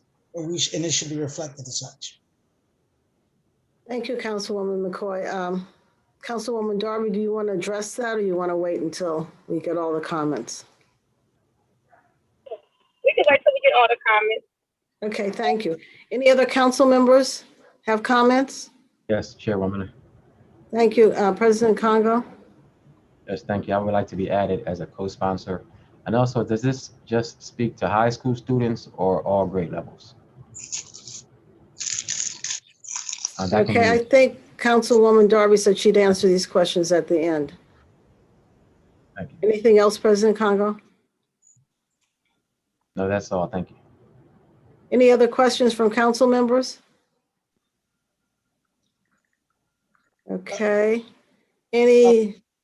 I'm sorry, Madam Chair. I forgot to ask to be added as a co-sponsor. Oh, okay. Thank you. That was Councilwoman McCoy. Is there anyone in the public that would like to address this resolution? I can't see any public hands, so WITM, is there anyone out there? You have a member of the public. Stand by. Christina Kelly. Ms. Kelly? Thank you, Chairwoman. Again, just really brief. I just wanted to thank Councilwoman Darby. Amazing resolution, amazing efforts and actions on her part, and just really awesome to see this being put forth. Thank you. Anyone else from the public? Seeing no other comments from the public.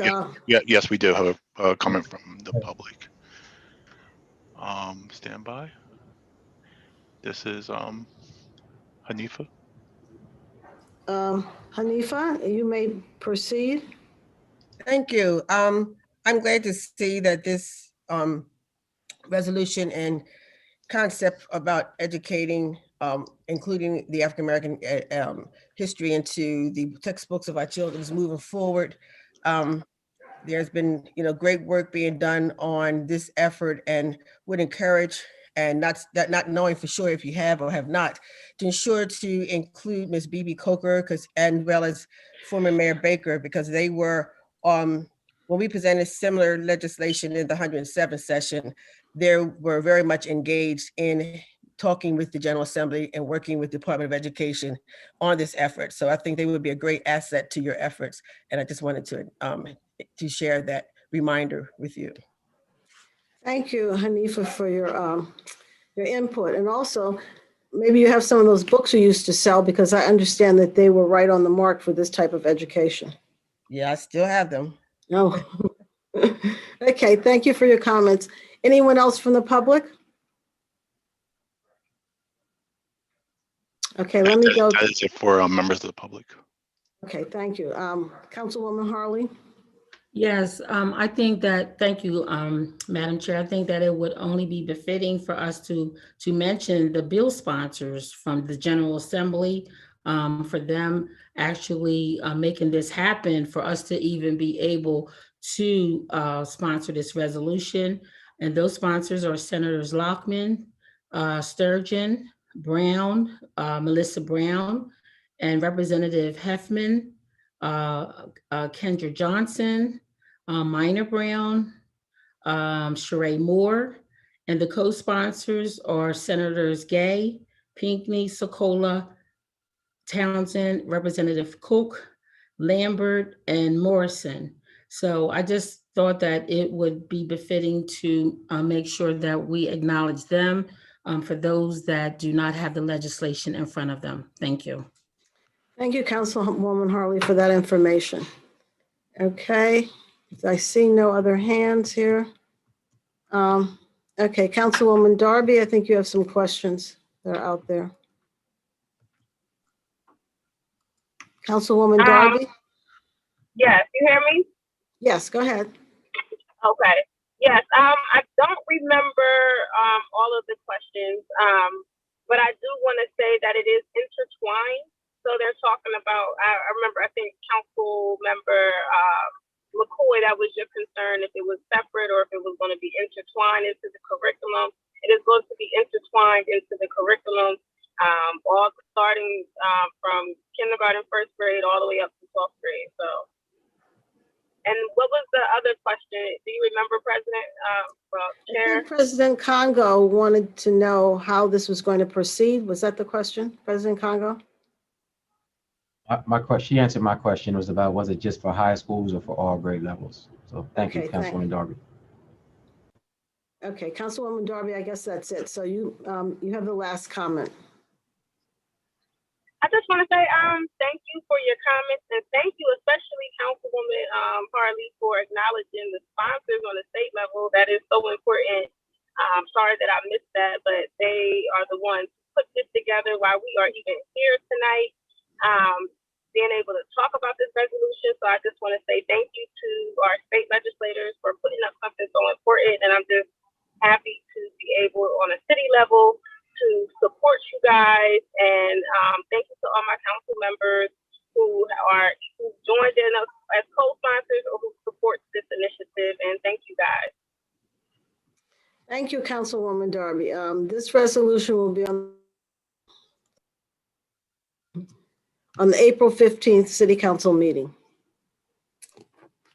Our next resolution and our last resolution this evening is a resolution to urge the Delaware General Assembly and Governor to support the legalization of recreational marijuana.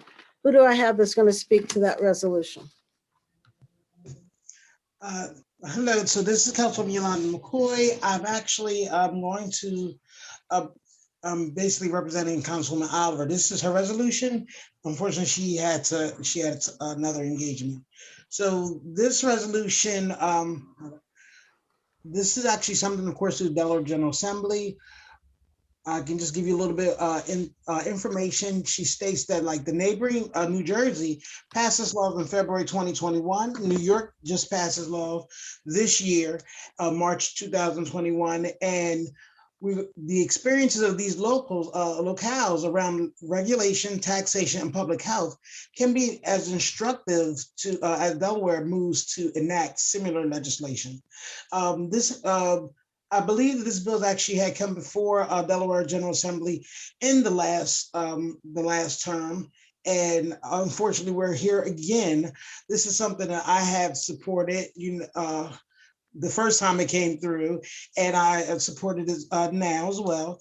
The thing is, we just want to make certain that the Delaware General Assembly understands just how important this can be when it comes to not only the taxes that can be raised from this, but also, the fact that we have our neighboring states are legalizing. I believe Maryland is.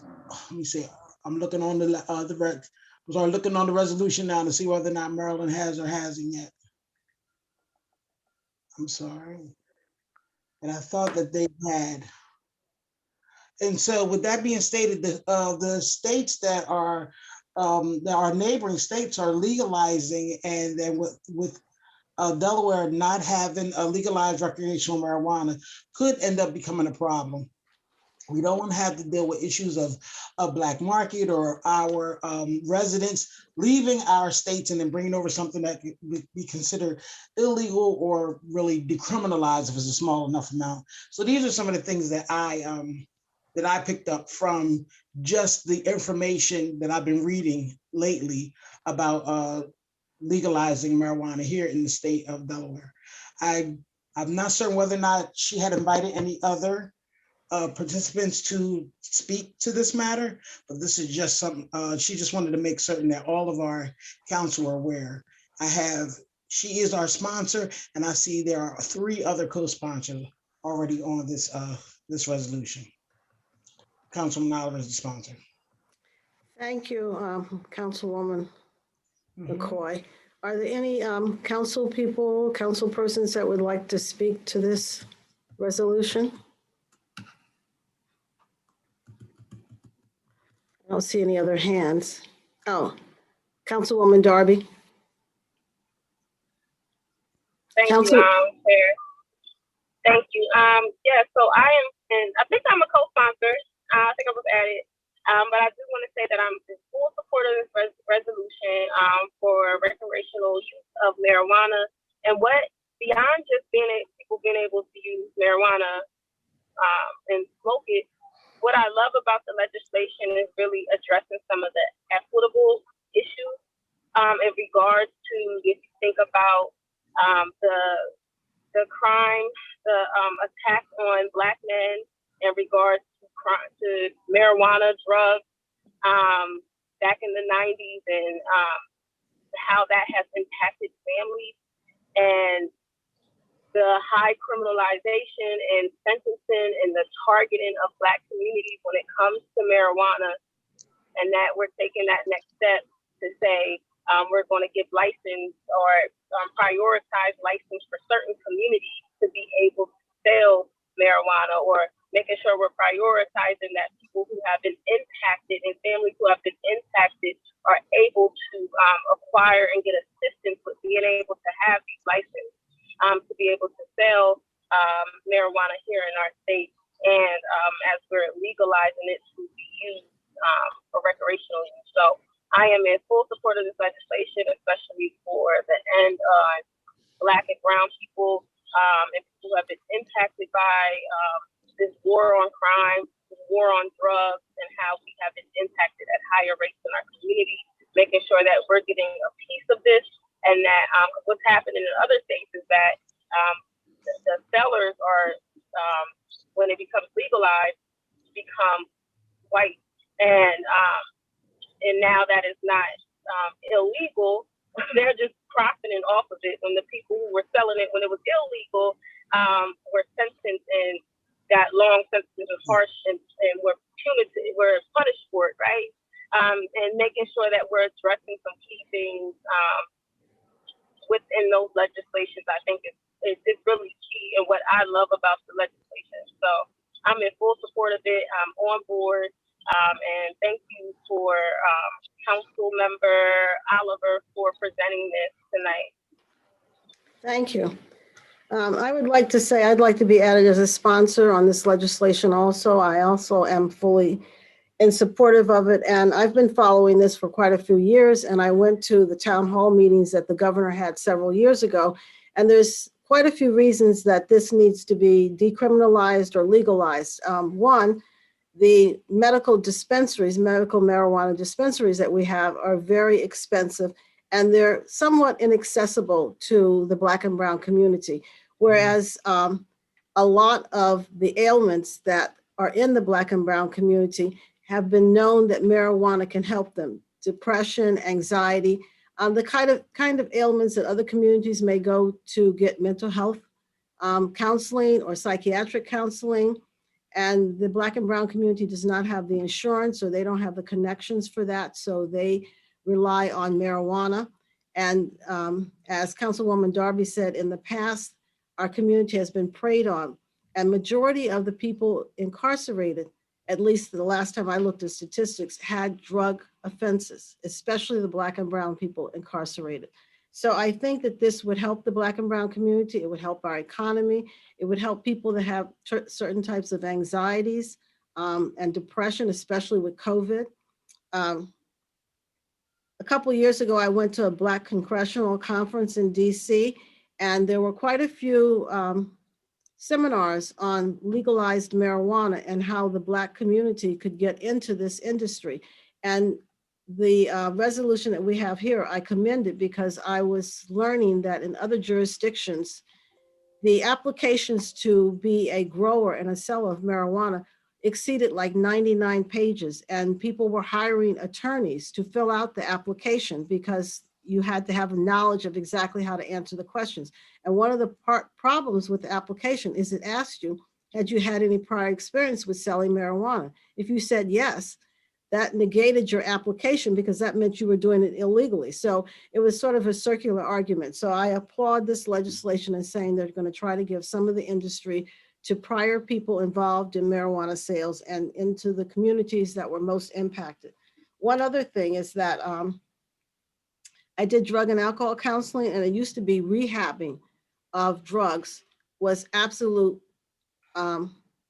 abstinence from all drugs, alcohol, marijuana, everything. And now in rehab, they're looking at allowing people, especially in Europe, allowing people to use marijuana while they are detoxing, while they're going through rehab, because it helps them with the anxiety and the depression that they encounter trying to detox from other drugs, other illegal substances. So like I said, I'm really in support of this, and I'm glad that Councilwoman Oliver put it on the agenda. Councilwoman Harley? Yes, Madam Chair, you pretty much said everything that I would possibly say. So, which is great. All I want to say is that I'm excited about the economic development opportunity here, and that it will be decriminalizing and legalizing in a way that I think that will definitely benefit the brown and Black community. And lastly, I just hope that as this is, gaining, a groundswell, that there are individuals out there that are thinking about brown and Black communities, especially thinking about having dispensaries. I mean, since it's going to be a revenue generated stream of income and business, I just hope that we get on the bandwagon and start thinking about it now and not wait until after all the locations are already identified, because I'm thinking that it's probably not going to be an abundance of places that once this bill passes that they can actually have dispensaries, throughout the city and state. So I just wanted to say that, and for that to be on the record for brown and Black people to start thinking about, how they can tap into this business space. Thank you. Thank you, and I agree. You need to start looking at how to get your money and little dollars together. Of course, I have several ex-offenders that have been waiting for this for a long time. Any other comments from council members? Yes, Madam Chair. Okay, go ahead, President Congo. Yes, if this passes, will it be retroactive, meaning where people who are incarcerated for marijuana, will they be released and will their records be clean? I'm not sure if anyone here can speak to that, but if staff can find out and get back with us. Also, that the money that is raised from the taxes from the sale of marijuana, will that money be used directly for Black and brown communities? I know it has been in other states. I'm not sure if that is part of the discussion in Dover. So I would like that to be a part of our when council finds out, if council staff can find out those questions for me, those answers for me, I would greatly appreciate. Or if anyone here can speak to them, I would appreciate that. I can speak to, I don't think that the money's being specifically earmarked. In fact, I think I read someplace that they are saying definitely it will not be earmarked for any special population. Like in Atlantic City, they did it for the elderly, or they do special tax gathering projects for special groups of people. And I think they said this money wouldn't be. We can always advocate that it be used for the Black and Brown community, because we have been the most affected communities from the illegal sale of marijuana and use of marijuana. Right. I remember, I think one state out west, they, I think a lot of that money was earmarked for education. I can't remember, but It might have if been anyone can Washington State. I'm not yeah, sure. they get back to us with that, I'd appreciate it. Thank you. Anyone else would like to speak to this? Do I see Councilwoman Darby's hand up? No? Yes, Councilwoman Darby? Yes, it was. Yes, it was. So I do have, I asked specifically about trying to allocate funds for Wilmington, and I'm going to read the response that I got from one person who's like very in tune with this legislation, but they said that the short answer is that all of the revenue generated will go into the general fund and require all interest to go through the standard JFC process to have money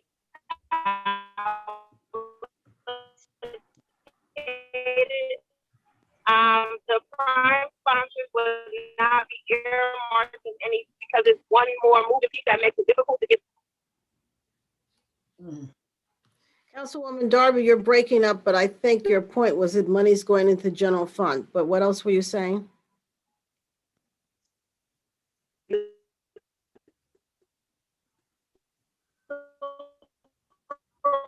Majority vote requirement that is needed to pass HB 150. So, yes, it's going into the general fund. Okay, thank you. I think you said that they wouldn't earmark it because it would be too difficult to pass it. Is that correct?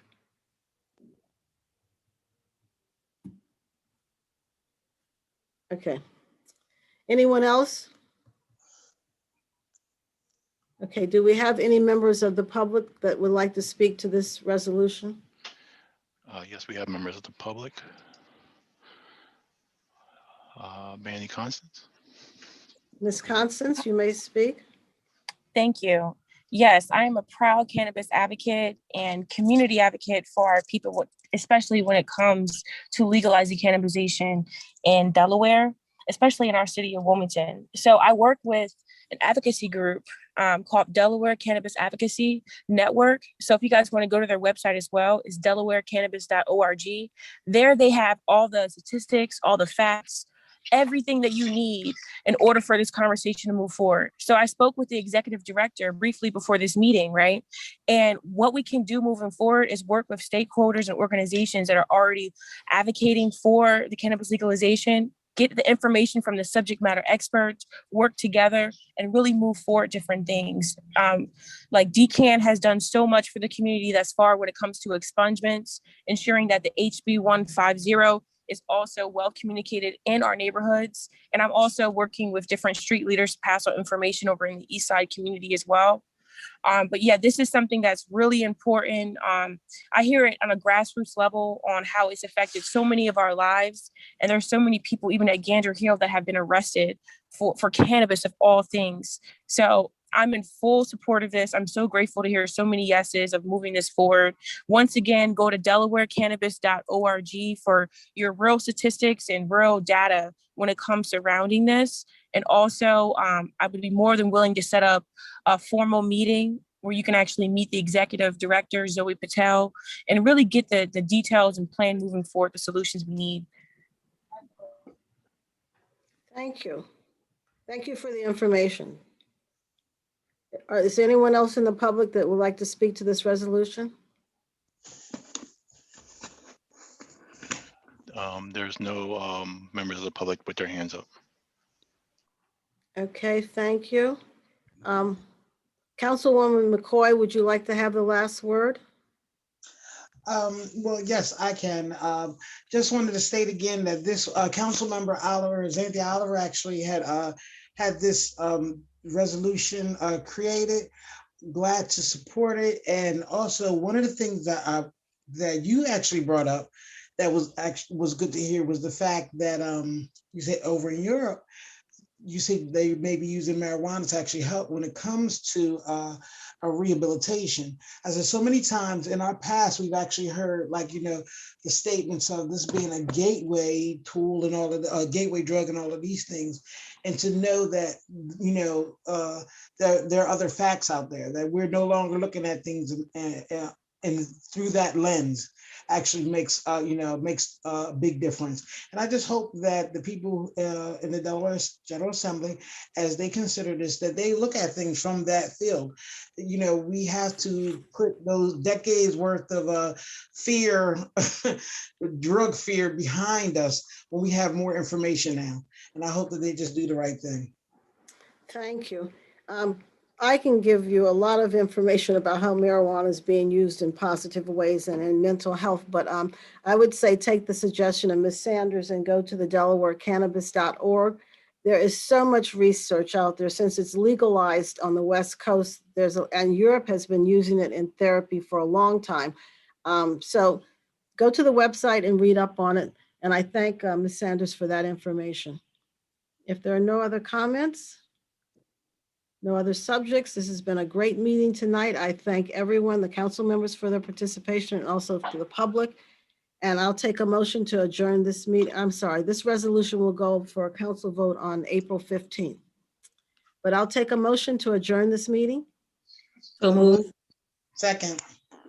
Thank everyone. Good night. Have a good night, everyone. Good night.